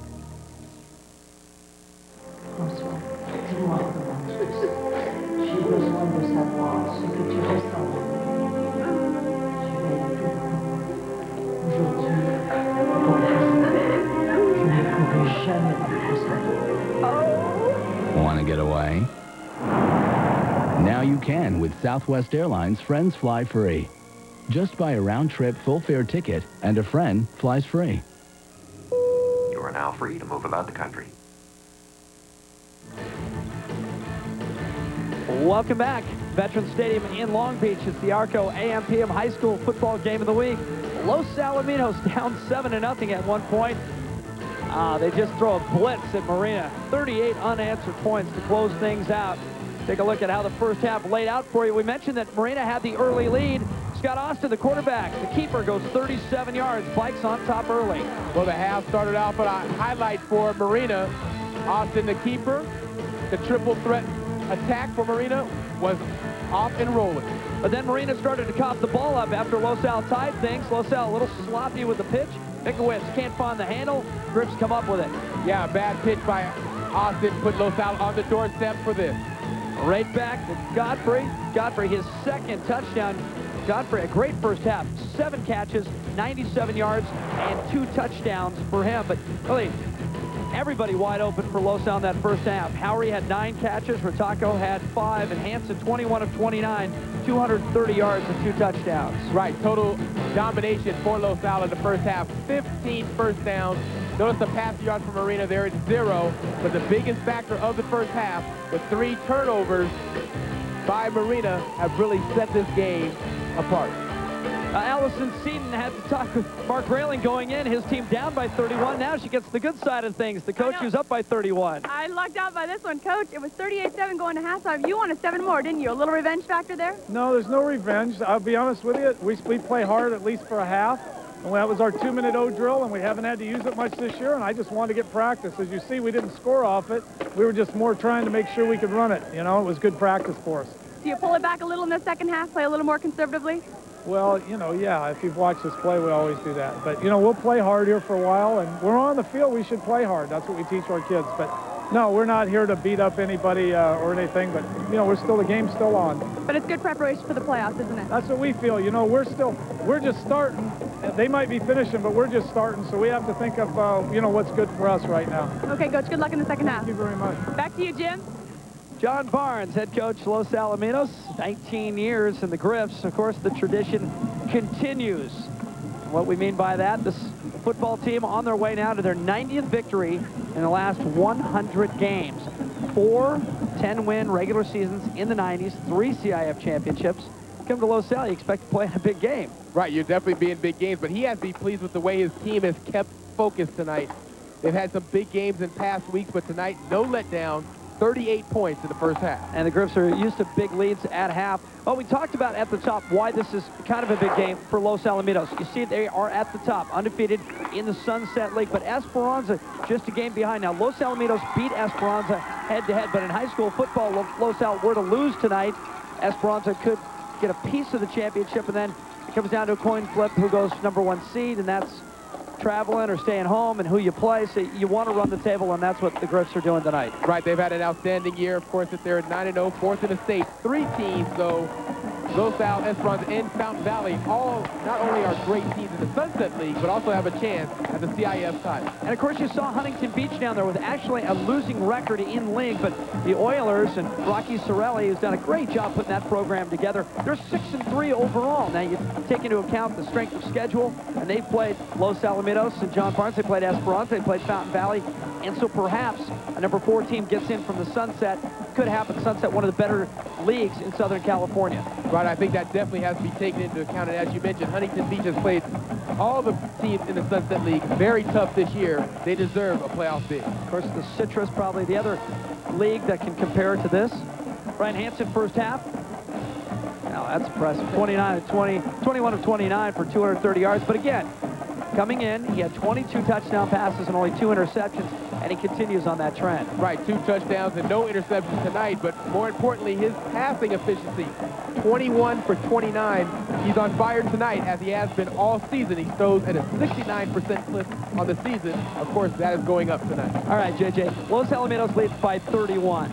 They have this football game in their back pocket, but this is not the kind of team that can just sit on the football. They throw the ball every down. They continue with their offense. They're looking ahead to the playoffs. Right, well, they're going to have to, because as you mentioned, that is what the offense is predicated on, is throwing the ball. The thing that they'll do, though, they'll run it more this half and also use the ball control passing game to try to keep this offense clicking on all cylinders, but also look for the backups to come in. Remember, 11 seniors on this offense. John Barnes has been concerned about next year also. JJ, here's the story of the night. Marina's first drive, 64 yards and a touchdown. The last 6 times they had it, 38 yards, no points, 3 turnovers. Right, they've really killed themselves, shot themselves in the foot, those 3 turnovers. Big factor in the first half. And back deep, Kevin Rodriguez, who's got to be having flashbacks. He's been back there like 7 times already. And every time he gets to about the 22-yard line, he's going to get more than that out near the 28, 29-yard line. Well, I'll tell you, Rodriguez might be the most recognized player in class tomorrow, because you've been calling his name all night long. Scott Austin. Now, we talked about the quarterback carrying the football. In this offense, he's the 2nd leading rusher, over 100 carries this year, which comes down to about 10 or 11 per game. He's got 9 in the first half. Right, in the first half, Marina ran 21 plays. Austin carried it 9. Minkowitz carried it 10, and of course 2 pass plays for incompletion. Justin Golden is wide left for Marina, but well, they did put the ball in the air an awful lot in the first half. They're going to keep it on the ground. Minkowitz. Well, surprisingly, in the first half, Marina and Mikowicz had some success in between the tackles. We talk about the strength of Los Alamitos being in the middle of their defense. Mikowicz has had some success, but of course the turnovers have limited the amount of success he's had. Mikowicz just a junior, so he's back next year. Austin, though, the quarterback, is a senior. So this is his final half of high school football. Austin keeps it right on cue. Look at the quarterback go across midfield. Jerry, the last guy with a shot, and he hauls him down at the 20. Well, that's just another great play fake by Scott Austin. Of course, this is a veer option team. He'll run the play fake, but watch how well he hides the ball here, Jimmy. He hides the ball, and really nobody sees it until he breaks into the secondary. Cherry able to run him down. He had the ankle on him, and Cherry also has great speed, able to run him down at the 20-yard line. JJ, that was just like their first drive, except he scored from 37 yards. This time he goes 48. Hands it to Mikowicz inside the 15. Like no, Coach Mark Railing, very impressed by the way his team has come out with some fire and some heart. Being down 31 points, you really test the character of your team, and they have come out and it's had a spark here early in the second half. And if you're thinking maybe Los Alamitos is sitting some of their starters, not so. Tuatasi, Riley, all the rest of the starters are on the football field right now. 2nd and 5 for Marina. Ball resting at the 15. Mikowicz inside the 10 to the 7-yard line. Boy, is he a load, but I tell you, give credit up front. M.J. Ansel, the left tackle, Bustamante, and Romberg doing a nice job of opening up holes against a very talented defensive front for Los Al. Now, Mikowicz needed 87 yards coming in to set a school record, single-season school record. He's got 64, so we'll have to keep an eye on that.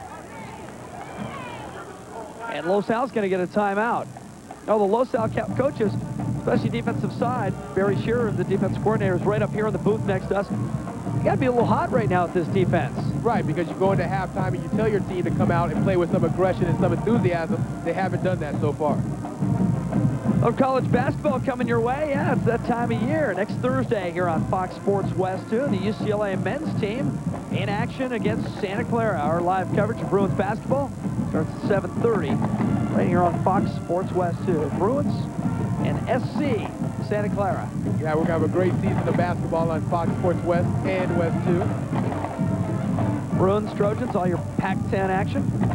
College games from across the country. Mark Railing, 4th season. He's a graduate of Marina High School. 1971, he spent almost his entire life on the Huntington Beach School campus.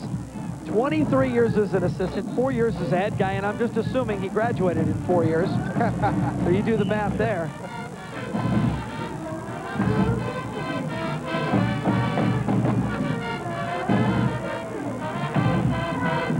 First down and goal from the 8-yard line.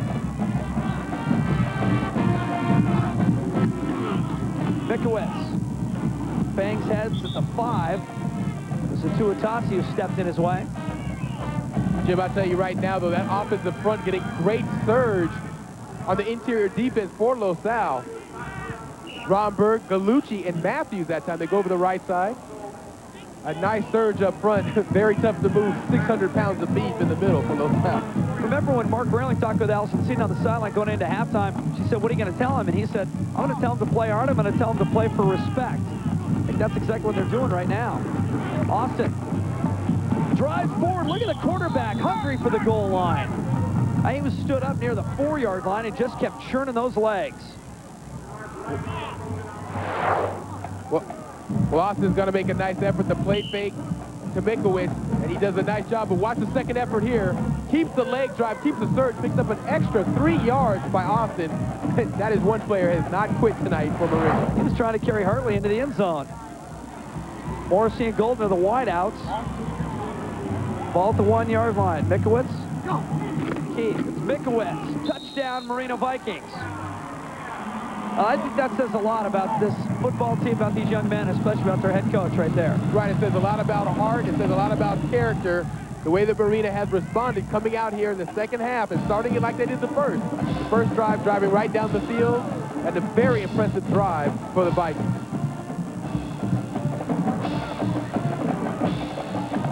Rakowitz came in with just under 1,400 yards on the season. John Sanchez now. Extra point. Sanchez just a sophomore. Good on his first effort tonight.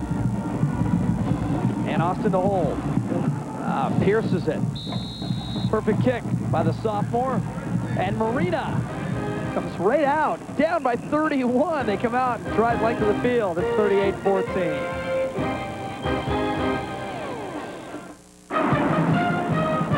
Only Arco has PayQuick. It takes your cash or ATM card right on the island. It's fast, so you can get on with your day and be a little ahead of schedule.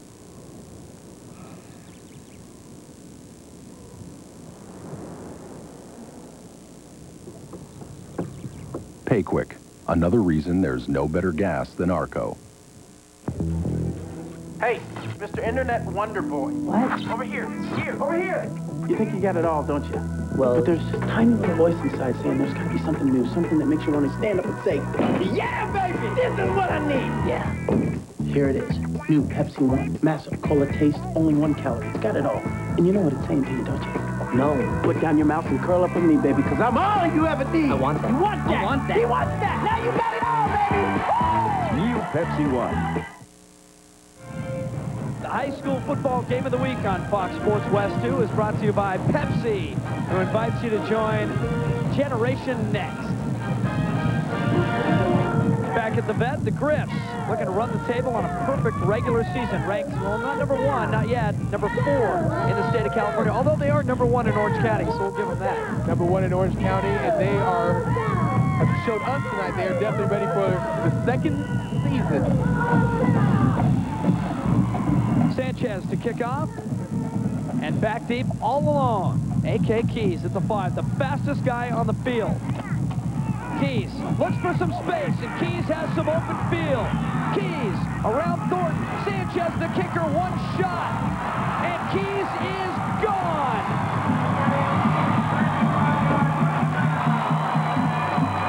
What a run by A.K.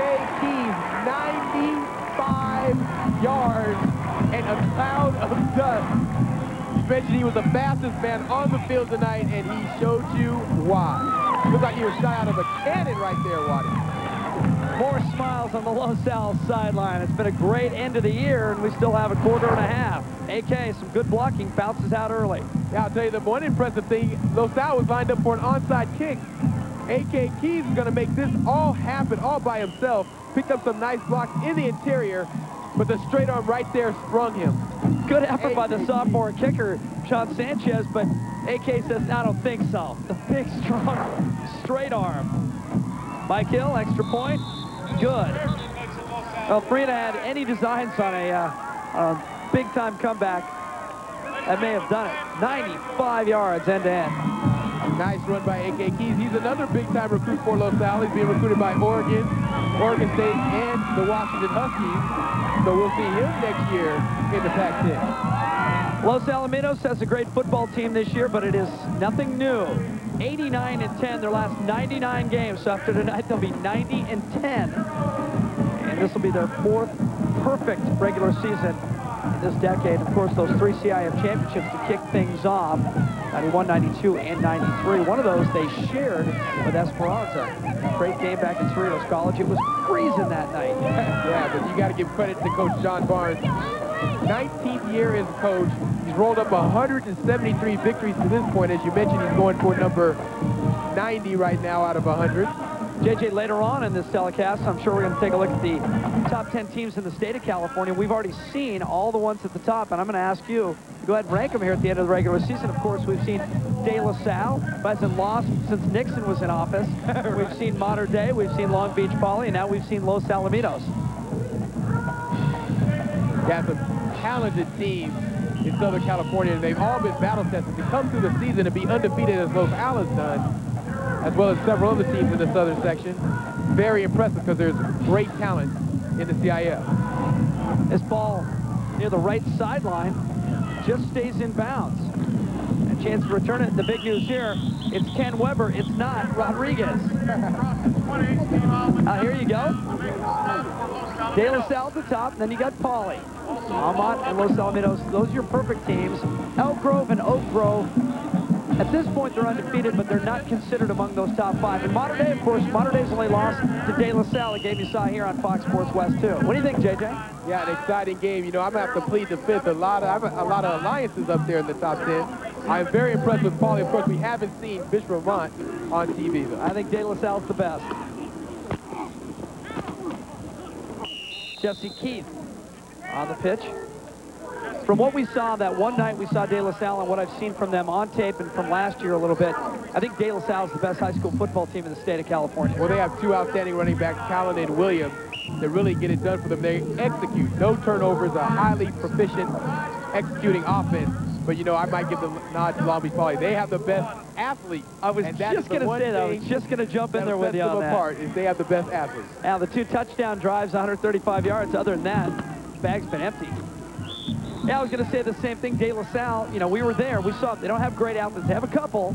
Williams and Callan are both awesome football players. But the thing about them is the execution, and you mentioned so proficient. Long Beach Poly is just scary good. Right. Long Beach Poly has tremendous speed, a great quarterback in Chris Lewis, and a nice defense led by Darryl Rideau, the quarterback. And Long Beach Poly, of course, has sent more players to the NFL than any other high school in the country. Austin looked to keep it himself, spun around and dropped. Tackle made by Chris Andrews, number 58. Well, that time, the option, Scott Austin had a chance to pitch that ball to Jesse Keith. He opted not to, kept it himself, and that's what Los Al is going to force him to do. They're going to force him to pitch the ball and put it on the perimeter. Well, Austin stays in the game, but it's a punt on 4th and 7. Keenan Howry back at the 40-yard line. Spiral, but and kick it away, kick it well away. This ball lands out on the track. It's closer to the cheerleaders than it was to Keenan Howry.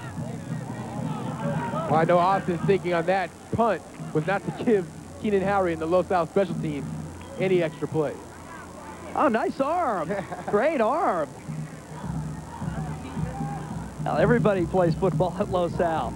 Well, Ryan Godfrey's having a great night on the football field. He's had a great year in the classroom. Look at this. He's our Pepsi Scholar athlete. 4.2, 1320 SAT. And some pretty good schools on his short list, Columbia and Stanford. Yeah, what would you expect? He has to be close to the smartest guy in the school at Los Al. And he's got 2 touchdowns tonight. Hansen, play action. Godfrey's over the middle. Instead, he goes to Rataco, but incomplete. And it's almost like Hansen had too much time and too many options. Well, this is one of the problems, I guess, for the Los Al offense. Whenever you open up the score, open up the lead, and try to run the clock down, you really can't because you have to throw the ball because it's a 4-receiver offense. Dobie will get some extra work here in the second half, I'm sure. And you see Godfrey right there in the huddle. 7 catches, 97 yards, and 2 touchdowns in the first half, so he'll go over 100 probably with his next catch. 2nd and 10 for the Griffs.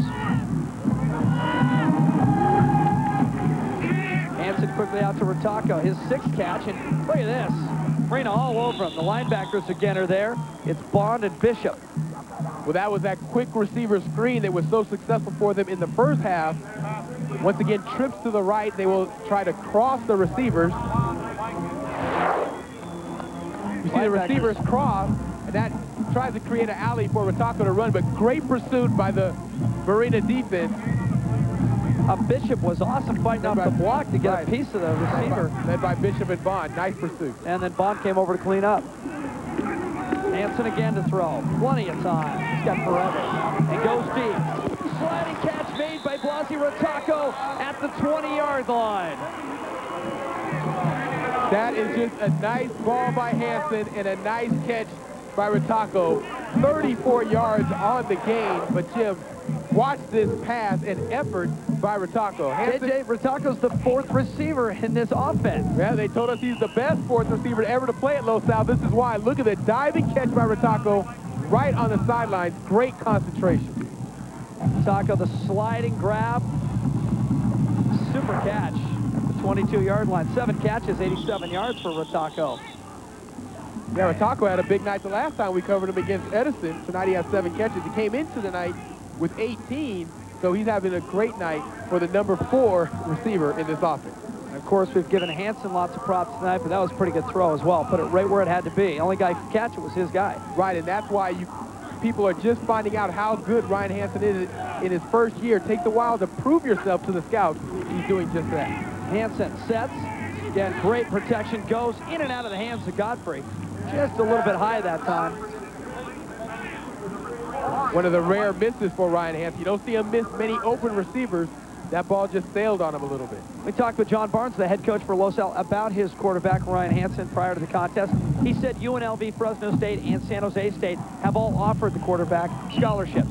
But he says, and not to take anything away from those schools, he thinks there's going to be a late rush at his quarterback, and he's going to get some bigger names at the end of the season. Right, I'd imagine so. He's thrown for over 2,300 yards on the season so far.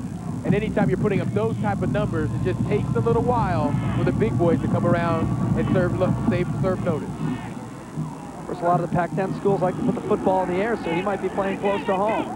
Out to Godfrey in the flat. Godfrey wrapped up quickly on 3rd down and 9, so it's going to be 4th down now for Los Al, and maybe we'll see Mike Hill to kick one. Aaron Bishop once again with another big hit. Give credit to this defense. They have been on the field all night long, chasing around the receiver. Well, Los Al is going to kick the field goal, but it's going to be Chris Cluey instead of Mike Hill. It's going to be a 39-yard field goal attempt. Mark Railing just looking on. Now they move up a yard. They'll make it easier. It's a 38-yarder. Line drive. He's got plenty of leg, but he pulls it to the left side. So the Crips come up empty. Once again, they flex their offense. 4:08 to play in the 3rd quarter. 45-14. You can have the hair you need today, whether you're a millionaire or not. Oh. You've got to get some definition to your pecs and delts. Makes all the difference. See? I'm not here to tell you that you need caps, but, In a world where everyone is trying to be something they're not, we offer you the luxury of being yourself. A spacious, comfortable Accord from Honda.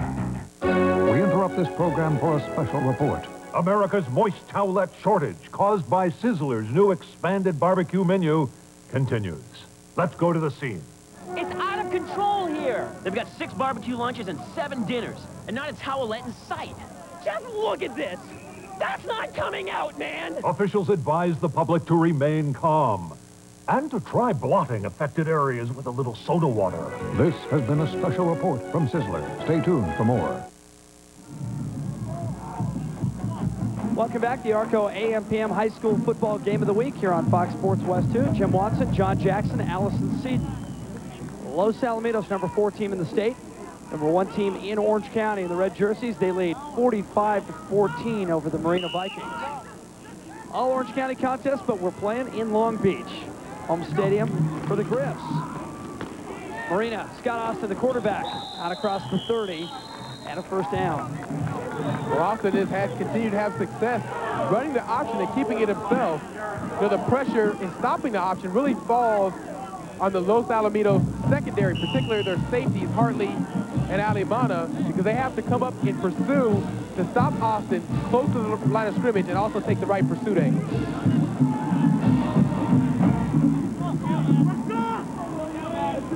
Golden and Williams, the receivers. Once again, keep it on the ground. Austin slips as he tries to spin. Yeah, that was actually a reverse option. They were going to fake the handoff to the right side, and Austin was going to take the option to the left. That time he slipped, trying to make the transition from the right to the left. Like a post move, a pivot. Both receivers on the left side this time. 2nd and 11 as they lose 1 on the play. Mikowitz back up the middle. Well, after that last drive, Marina had run the ball 26 times and only thrown the ball 2, so don't think that they'll get too far away from the running game, even though the score is out of hand. They want to try to execute some type of offense, and that, of course, is going to come on the ground. Minkowitz continues to close in on the single-season rushing record for Marina. He needs 11 more yards. Marina 20% tonight on third down. Yeah, they haven't been very efficient on third down, but that's due to a lot of long yardage situations that they've created for themselves. I think the LaSalle defense has something to do with it, too. They've also played well tonight, too. I can't take anything away from them. Hartley. Of course, his brother Tony Hartley, the wide receiver at Oregon, set a school record. 9 catches, couple touchdowns, 200 yards. Austin. A third down, kind of a mild effort there, but maybe Marina thinking about 4 downs here. Austin will stay in the game either way because he's the punter. Well, Hartley's going to have to come from his safety position. This is what I was talking about. The pressure comes from the safeties to try to come up and make a play. That time he does a nice job of shedding the block by Basem Sood, the tight end. Able to fill up and bring down Austin after a gain of about 4. Hartley leads the team in tackles and told us he's good against the run. You saw it right there. Just 2 passes for Marina. Minkowitz. Hartley was in on that one, but he had lots of help. Andrews there again. Jared Ball also. Well, you see the problem for the Marina offense if they get put in tough yardage situations. That time of 4th and 3. And they go to their best back of Minkowitz, but of course he's going to come up short, and that'll turn the ball back over to Los Alamitos. Paul Publico also with the big tackle there for Los Alamitos. In fact, he was the first guy in. And so the ball goes over to Los Alamitos on downs. Every time that Marina has turned the ball over in their own end, Los Alamitos got points. 3 receivers right side of Hansen. Doby wrapped up early. Doby turned around. John Manley, junior defensive tackle, number 74, the first guy in. Yeah, Manley did a nice job of shedding the block of Chad Isaacson in the middle to stop Doby before he could even get started. Remember, Marina's going to have a 3-4 defense. There's only 3 defensive linemen. It's very important for the defensive front to shed blockers and get to the ball carrier. Manley did a nice job that time.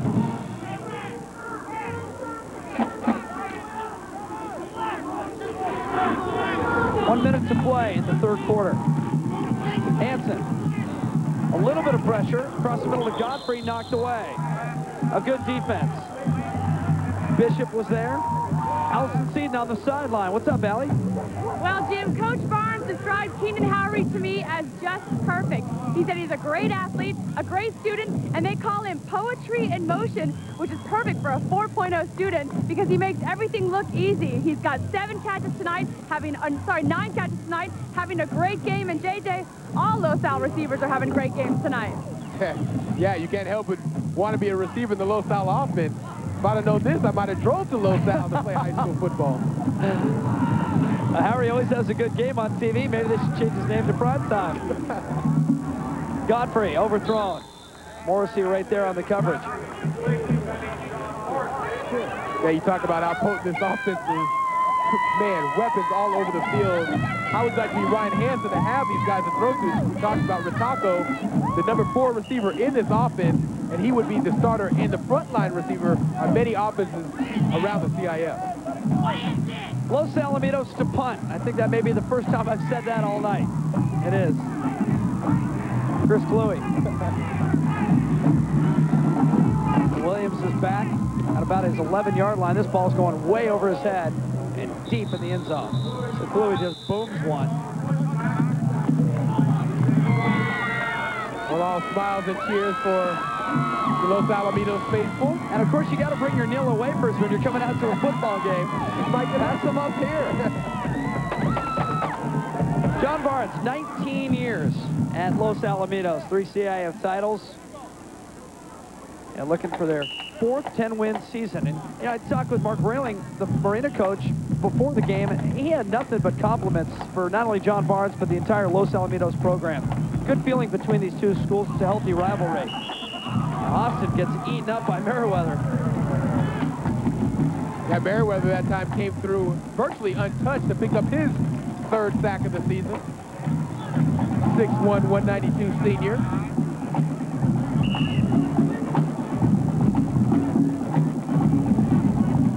Los Al, the defenders have to love this time of the game. It's just a time for them to pin their ears back and come. The best time to play defense. Second and 15, Austin to Mikowitz. Couple of yards. That will put an end on the third quarter. Oh, it was 7-7 in that quarter.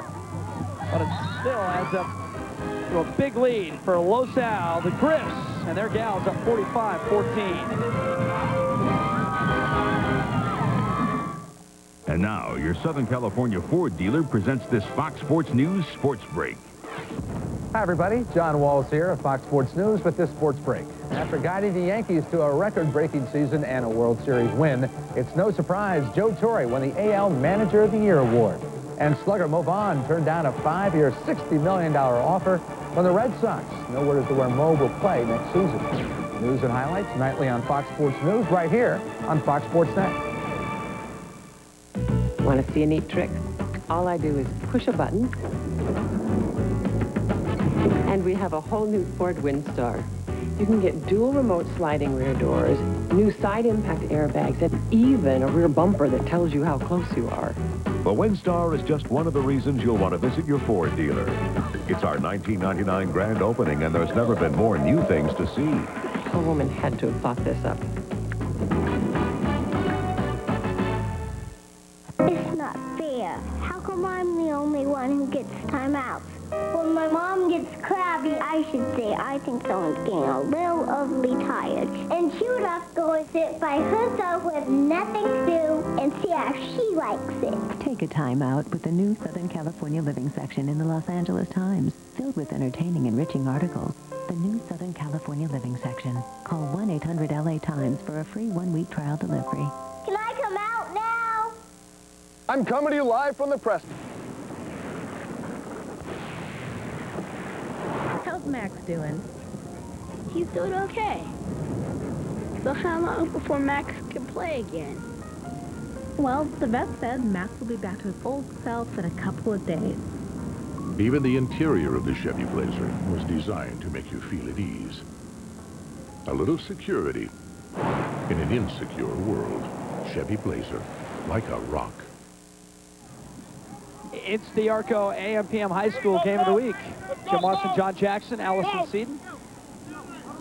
On Fox Sports West 2, Los Alamitos and Marina down on the field. Los Al, number 4 in the state, number 1 in Orange County, with a commanding 45-14 lead as we begin play in the fourth quarter. 12 minutes separate Los Al from their 4th perfect regular season in this decade.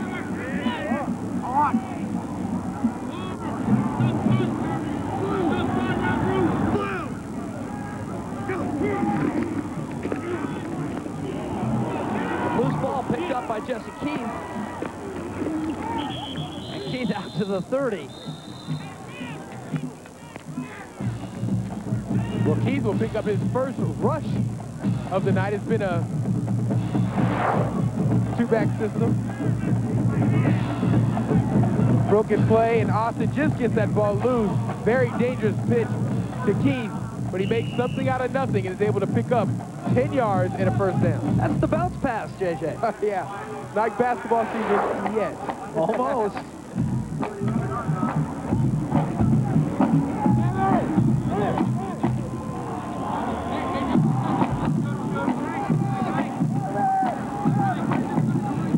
He picks up a first down for Marina. Still from the 30-yard line. Right back up the middle. Ekowitz.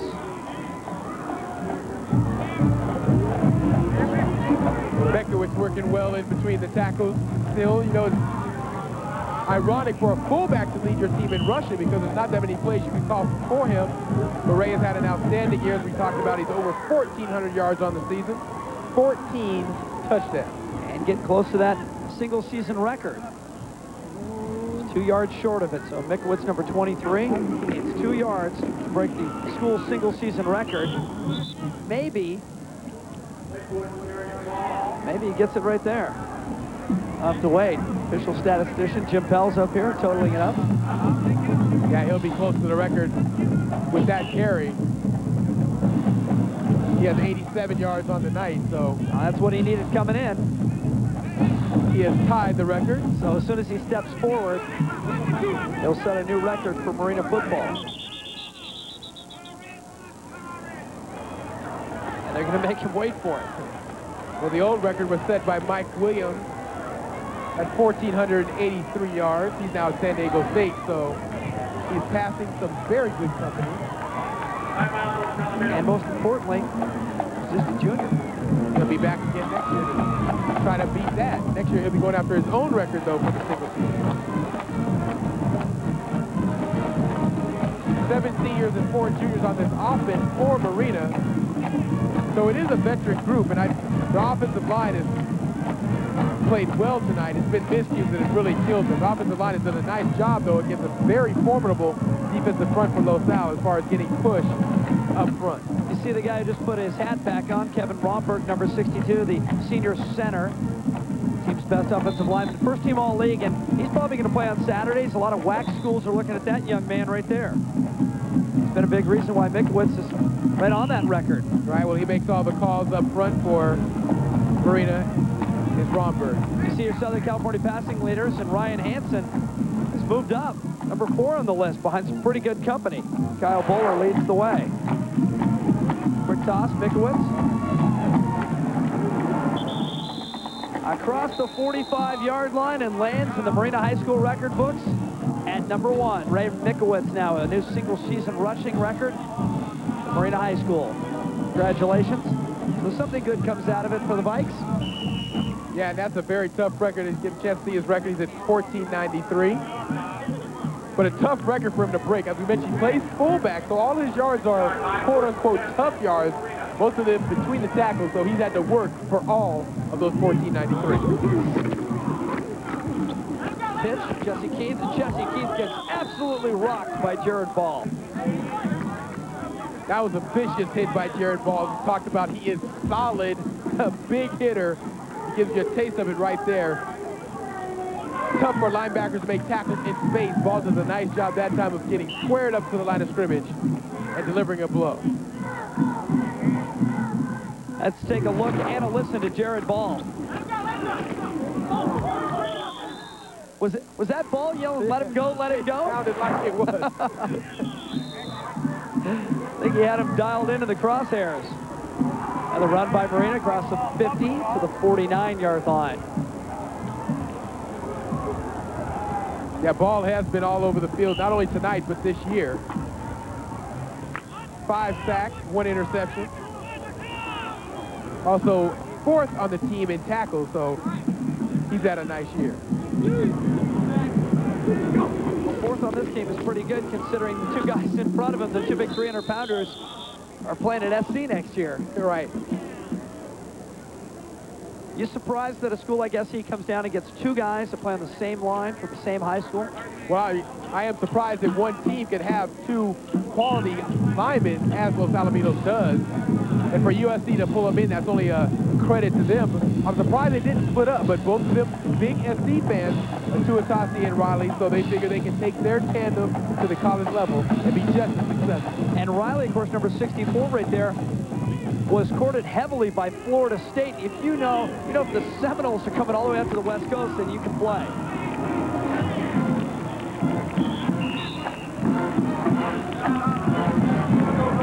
Well, that was 4th and 4, so that's going to be a turnover on down for Marina. Give Los Alamitos the ball back. 8 minutes to play. 45-14, Los Alamitos. They're going to be 10-0 in just a couple of minutes and look to the playoffs.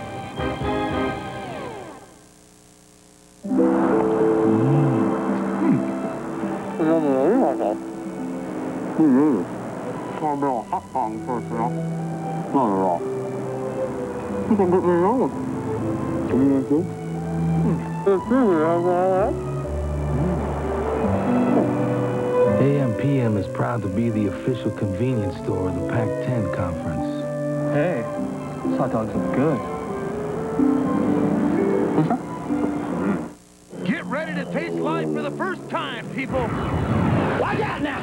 You want to taste life? Then take a big swig of this new Pepsi One. This one's got it all. The most awesome cola taste that's bigger than the wild blue yonder. But only 1 calorie. You want to taste one? Yeah. You want one? Yeah. You want one? Get it. You got one for me? Put your tray table up and prepare for takeoff, my man. New Pepsi One.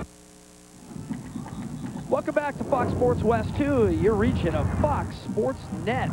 Our coverage of Arco and AM/PM high school football game of the week. Jim Watson, John Jackson, Allison Seaton at the Vet in Long Beach Veterans Stadium. Los Alamitos on top of Marina, 45-14. Just under 8 minutes to play in the contest. Last regular season game, Sunset League. Of course, Los Alamitos heading on to the playoffs, the #1 ranked team in Orange County. Ah, that's very nice. Los Alamitos TV loves Fox Sports West 2. We love you right back. And off. Los Al now with some new faces in the game. It's Damon Johnson. Damon Johnson, no stranger to the rock for Los Al this season as a backup running back. He already has 136 yards himself, but watch the run and the vision. He's only a junior, so a bright future in front for Damon Johnson. He makes a nice run there. Great vision and also leg drive. All great running backs have it, Jim. You gotta have the leg drive, don't you? And of course, Paul Garul is in at quarterback, relieving Ryan Hansen. Hansen a pretty good night. We're still adding up his numbers. Down to the 26-yard line. Damon Johnson should be a prospect next year for Los Al. 6'2", 188. That's great size. So far this season, he has 25 rushes for 136 yards. So he has got ample time. So next year, he won't be so green. It'll be his duties, his running back duties to take over next year.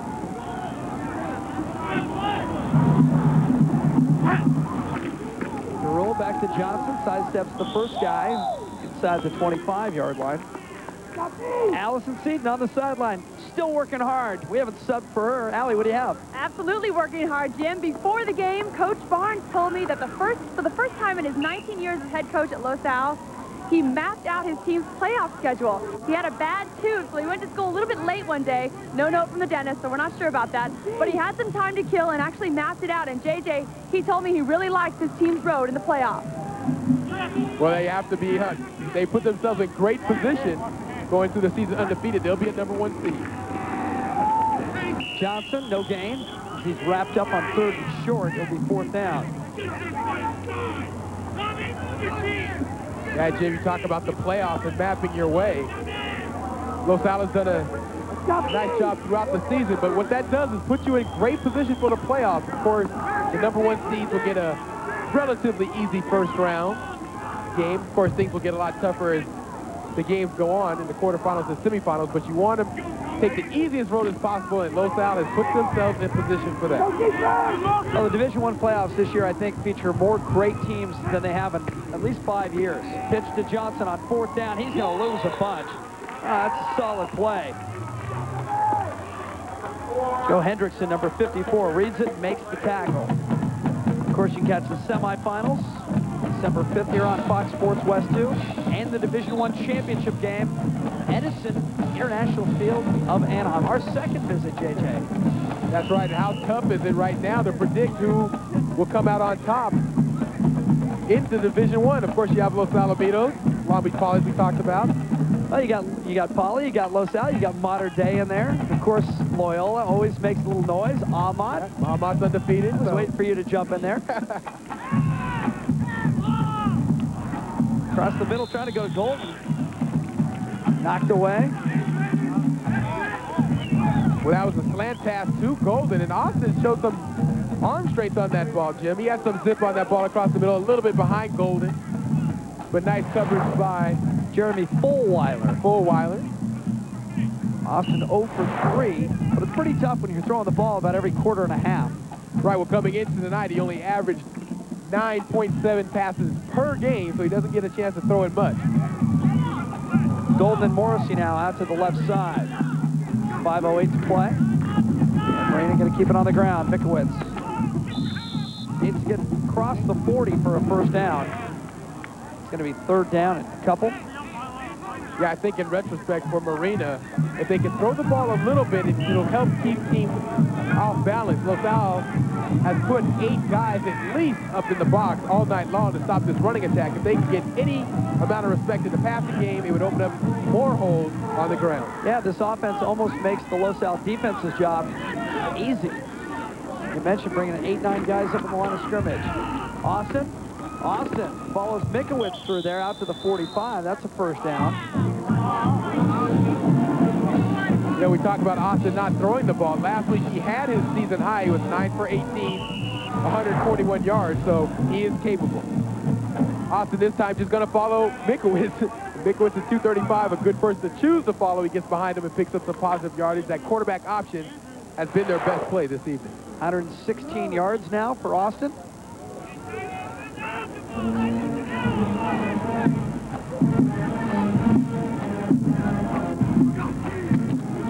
Mikowitz. Some room off the left side out near midfield.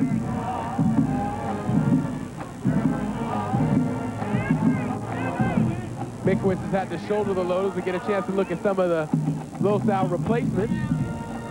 Mike Hansen, the senior, getting a chance to get some playing time here late in the game. I want to check that, JJ. 116 yards for Mikowitz. Oh, he has had a night. We have called his name many times tonight. Austin hasn't had a bad night on the ground himself.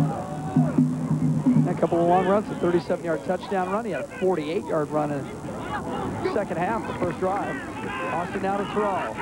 Plays one out, in and out of the hands of Golden. Fulweiler was there, and I think Fulweiler had some designs on making a catch and going the length of the field. Yeah, Fulweiler was looking for the end zone on that catch, but Austin, great pressure by the LaSalle defensive front right in his face. And that ball's going to sail high. You see the pressure from the outside. Austin took a hit right as soon as he delivered that, as you mentioned, Fulweiler right there. Almost gets in the passing lane. If it would have been on the money, he'd have taken it back for 6. Austin has 110 yards on the ground, JJ. So 2 guys go over 100 yards for Marina on the night. And coming into the night, if you would have told Marina that they would have had their running back and quarterback, the 2 big guns in the offense, over 100 yards rushing, they would have thought their chances were pretty good. Yeah, I agree with that. Mikowitz now near 120, Austin at 110.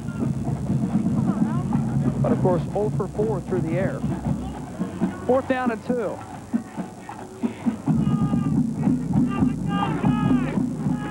Mikowitz, first down and plenty more.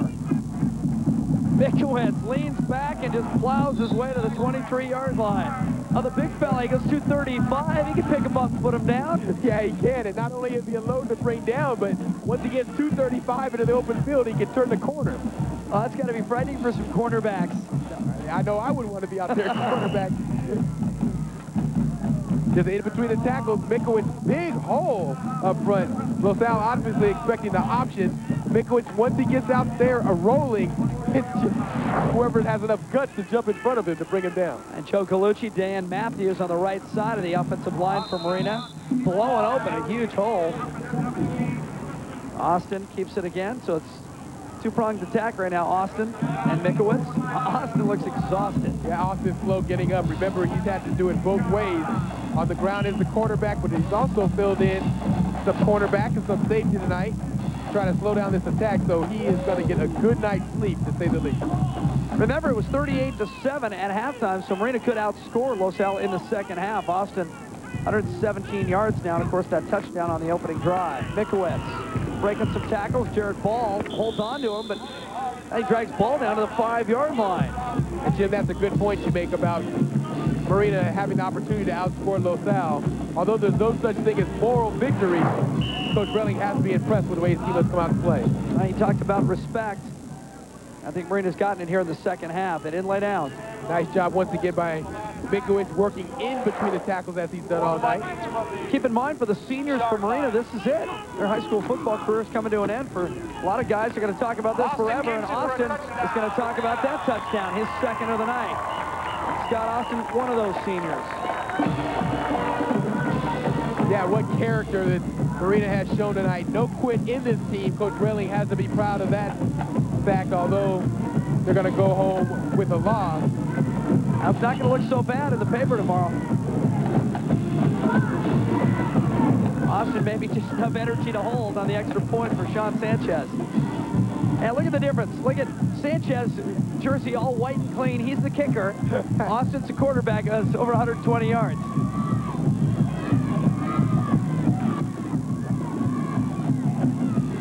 Sanchez knocks it through. Whoa, hold on. Now Marina has been able to keep their balance in the second half. They lead Los Al 14-7 in the second half. But it's 45-21 on the board. Man, it's crowded down there. Really good game.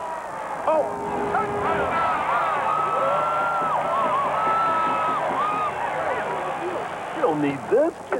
Give me that. Thank you. Listen, this is the patented, officially licensed NCAA football seat cushion called Don't Just Stand There, Hold On to Your Seat. It has a pocket for your program. You can write a sign, erase it, and write a new one. Is there one for junior colleges? And how about high school football? We can't leave those fans out. Well, where can we buy one? Just call 1-800-219-8346. Operators are standing by. Call now. Apply your favorite team decal here. All this comfort and convenience for only $19.95. And I think our work is done. Remember, after every big play, don't just stand there. Hold on to your seat.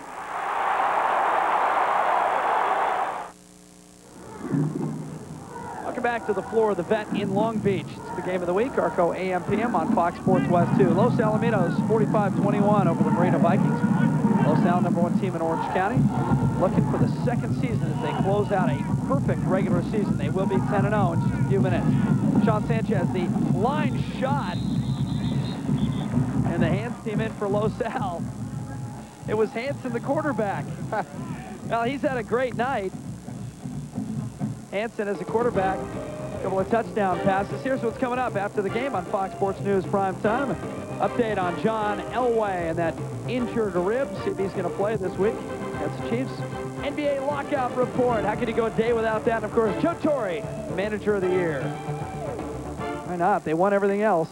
Out to the midfield. Hanson got on the field for that hands team. Made a good catch. Many different roles when you play for Los Al. You're not only the quarterback, you're in the fire line when it comes to the hands team. He did a nice job. Mike Catalano, the new quarterback for Los Al, the third of the day. And top part of your screen, that's John Barnes, the head coach. He's gotten rid of the headset. Now he's just teaching. Well, Catalano is a junior, as is Guru, so can we start a little quarterback controversy? Oh, look at you. You can't even wait till the off season. Catalano calling his own number. Talk about what an outstanding job John Barnes, Los Alamitos coach, has done with this team. He's most proud of the fact that he's had more kids on the Orange County Scholar Athlete team over the past 20 years than any other Orange County team, a tribute to the school and the academic program. And in order to be considered for that honor, you must be first team all-league, plus have excellent grade, well-rounded athletes going through Los Al. John Barnes and Mark Railing meet at midfield. Barnesy applauding his team's effort not only tonight, but of course during the entire regular season as Los Al captures their fourth perfect regular season in the 90s. 45-21. We're back to close it out. Take a Sunday drive.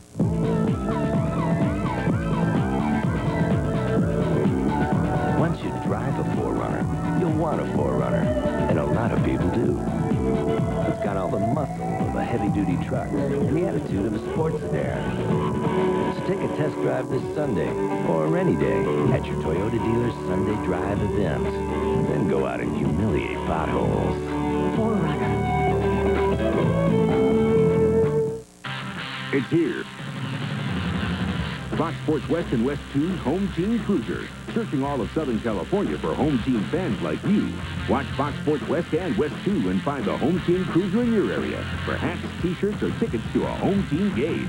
Look for the Fox Sports West and West 2 home team cruisers Saturday, November 21st at the Rose Bowl for the USC-UCLA football game. And get your home team logo sprayed into your hair, courtesy of Fantastic Sand.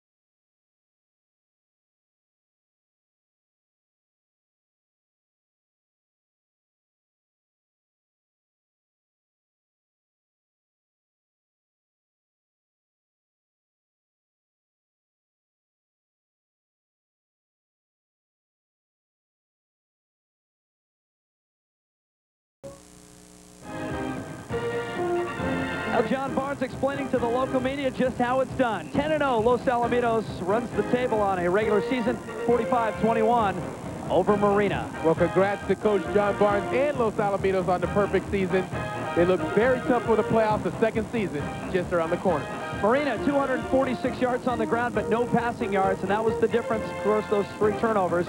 Los Al cruises easily. That's going to do it for your producer, John Hefner, and your director, Mike Ireland. And, of course, for John Jackson and Allison Seaton, I'm Jim Watson saying so long from the vet in Long Beach. Your final score, once again, Los Alamitos 45, Marina 21.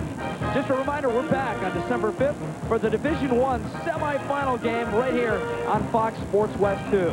You've been watching the ARCO and AM/PM High School Football Game of the Week here on Fox Sports West 2, your region of Fox Sports Net. Now, stay tuned for Fox Sports News Primetime next up. This is Fox Sports News. More postseason honors to talk about in baseball, and the Yankees have one more thing to cheer about.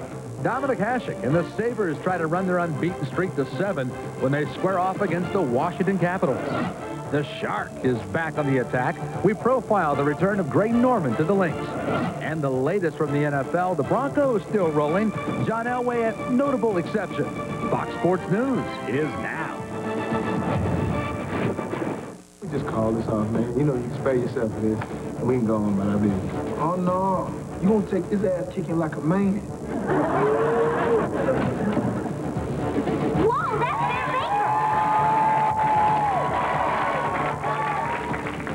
baker! Man, please.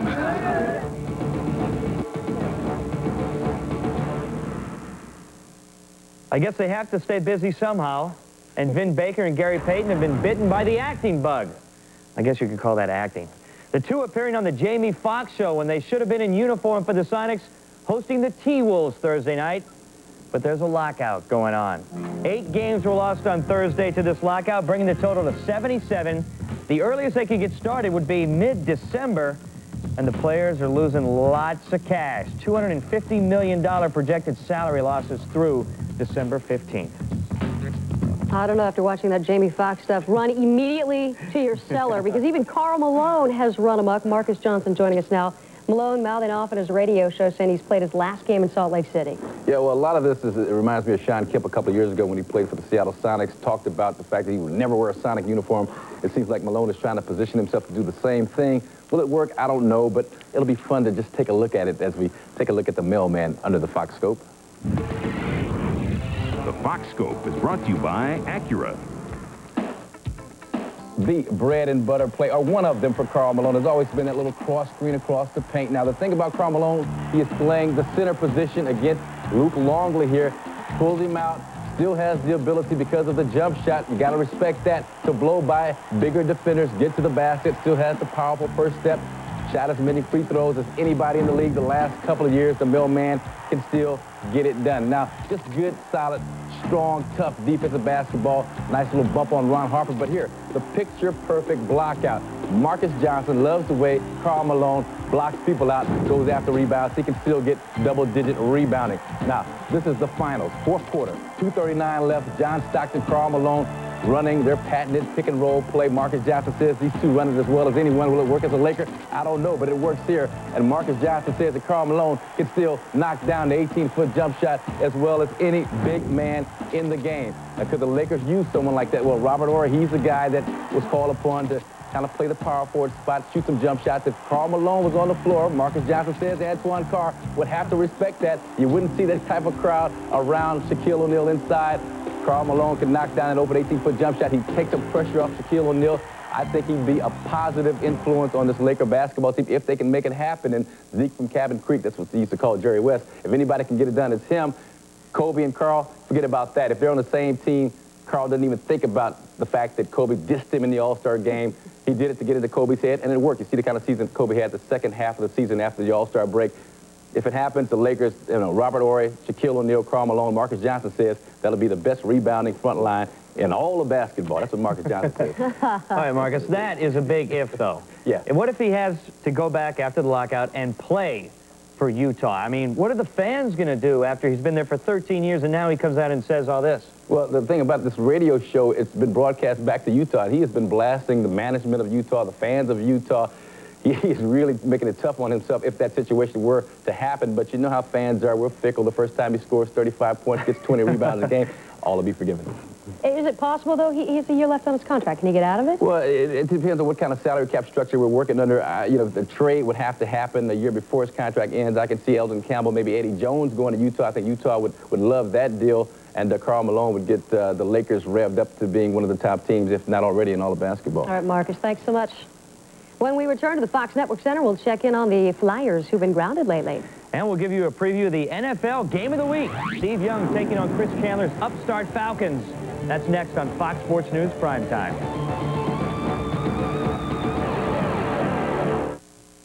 There's an incredible freedom that comes from owning a cellular phone. I've been expecting your call. Hi, I'm Dick Clark, and now everyone can enjoy the freedom of the new ISIS cellular phone from Philips with great cellular service for just pennies a day. You can make a call anywhere. Hello. Or get a call anytime. Got car trouble? Help is just a call away. Just call the 800 number from the comfort of your home, and our friendly staff will help you. The phone arrives at your door within a few days, ready to use. Get the Philips ISIS cellular phone, a $199 value, now just $19.95, complete with battery and charger. Call now and get this genuine leather case, a $30 value, absolutely free. And when you sign up for an annual rate plan, you'll receive up to 100 minutes of free airtime. So pick up the phone, America. It's for you. By ordering your Philips ISIS phone, activated with local cellular service, made available by Worldwide Direct, you'll have everything you need. Pick up the phone, America. It's for you. With more of tonight's most up-to-the-minute scores, highlights, and sports news from coast to coast, this is Fox Sports News Primetime. Welcome back to the Fox Network Center alongside Jeannie Zelasco. My name is Lionel Bienvenu, and you're watching Fox Sports News Primetime. You didn't even need like one of those name badges for that. I can read right there. Yeah, now it's time to get you caught up, you as well, on the day's top stories. Fox Blast! Joe Torre shocked, well, absolutely no one except maybe one guy living under a rock. He was named the AL Manager of the Year. The Yankees skipper garnered all but 5 first-place votes after leading the Yankees to a great season. The Baltimore Orioles signed Seattle reliever Mike Timlin to a 4-year, $16 million deal. Timlin had 19 saves and an ERA of less than 3 for the M's last year. John Elway has pulled himself out of the Broncos contest with Kansas City Monday night. He aggravated torn rib cartilage, as you remember, last Sunday against San Diego. This marks the 3rd full game Elway has missed this season. Finally, NBA union officials and players met for 5.5 hours today. The union says that David Stern has another proposal ready. The league is denying that rumor. The season looking bleak in day 135 of the lockout. Now, another sports cocktail on the rocks, please, over NHL ice. The Philadelphia Flyers have only 1 win in their last 9 contests, leaving them in a state that Captain Eric Lindros could only describe as, quote, desperate. And management is making desperate moves, trying to light a fire. The Flyers traded left winger Sean Podine to the Colorado Avalanche for winger Keith Jones on Thursday. Then they hit the ice to play the Panthers. Former Panther John Van Beesbrook trying to help his new team snap that winless streak. Second period, Mark Parrish says, Beezer this. Parrish leads all rookies with 7 goals. It's 1-0 Panthers. Later in the second, Rob Niedermeyer working for the puck, getting it to Parrish. Beezer needs assistance. 2-0 Panthers. In the third now, the Beezer comes out of the net. He collides with Peter Worrell. Beezer down. It's a gang fight in the corner after that. Worrell and Chris Bratton, they're getting it on right here.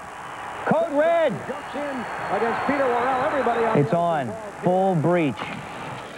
Roger Nielsen was thrilled with the events. Panthers take it 2-1. Flyers 7-game winless streak now. 1 win in their last 10, and the Panthers won despite being outshot 40-15. Derek Graham's Blackhawks winless in the last 7. Maple Leafs in town. Second period. There's all the info you need. Matt Sundin, he's in that proverbial zone. That's why he calls for the pass, and that's why he beats Jeff Hackett. His second goal of the night. Leafs up 3-0. Later in the second, Ty Domi feeds Sundin. Why not? I told you he's in the zone. Yeah, that would be the hat trick right there. Sundin paying the price, though. A stick in the face from a teammate. Hackett, not a happy guy because he is pulled from this one after he gave up 6 goals. And then things really get nasty. Domi and sweet Bobby Probert, he's a gentleman. They get into it. Probert, at the disadvantage, got that sweater over his head. 74 minutes worth of penalties, and then that happens. Yeah, incredible night, man. Wow. Leafs win an ugly game all around. 10-3 the final score. First time in 10 years that the Blackhawks have allowed 10 goals at home. More from the Diamond Life now, who says free agency is fun. Padres third baseman Ken Caminiti is sitting and waiting for word on his future. Sure, he's got an offer, it's just from the wrong team. And Cammy insists it's not about the money. He wants to return to San Diego, or better still, finish out his career exactly where he started, in Houston with the Astros. The 3-time Gold Glover grew up in the organization before he was traded to San Diego as a key part of a 12-player deal. Cammy still makes his offseason home in Texas. While no offer has been publicly announced, certain Astros think he'd be a great fit. I like to have him back. We could use a left-handed power hitter in the middle of our right-handed power hitters in the lineup, and you know, a great guy in the clubhouse, and just a real Iron Man. He had a 3-year, $21.5 million guarantee to play for Detroit for 3 years, and he turned that down because he said he wants to play for Houston Astros. While outfielder Bernie Williams waits for his big contract, the hottest action from the Hot Stove League is swirling around the Cardinals' Brian Jordan, who's being wooed by clubs from Atlanta to New York. Here's your inside pitch. Reports are the Baltimore Orioles have already made a 4-year, $30 million offer to Jordan. Meanwhile, Atlanta also has Jordan on top of their list. And more intriguing is that Jordan will actually visit the Yankees in New York next week, and the Mets are also in the hunt. Now, the Braves continue to try and shed payroll while rebuilding their leaky bullpen. One report has them trying to ship Ryan Klesko to Pittsburgh in exchange for lefty reliever Ricardo Rincon. 9 games into their schedules, the Atlanta Falcons are tied with the 49ers for the lead in the NFC West. That does not sound quite right, but believe it. And the Falcons have a chance to take the lead Sunday when the teams meet up in the Georgia Dome. But they'll have to get past Steve Young first. Young plans to be in the starting lineup for Sunday's game.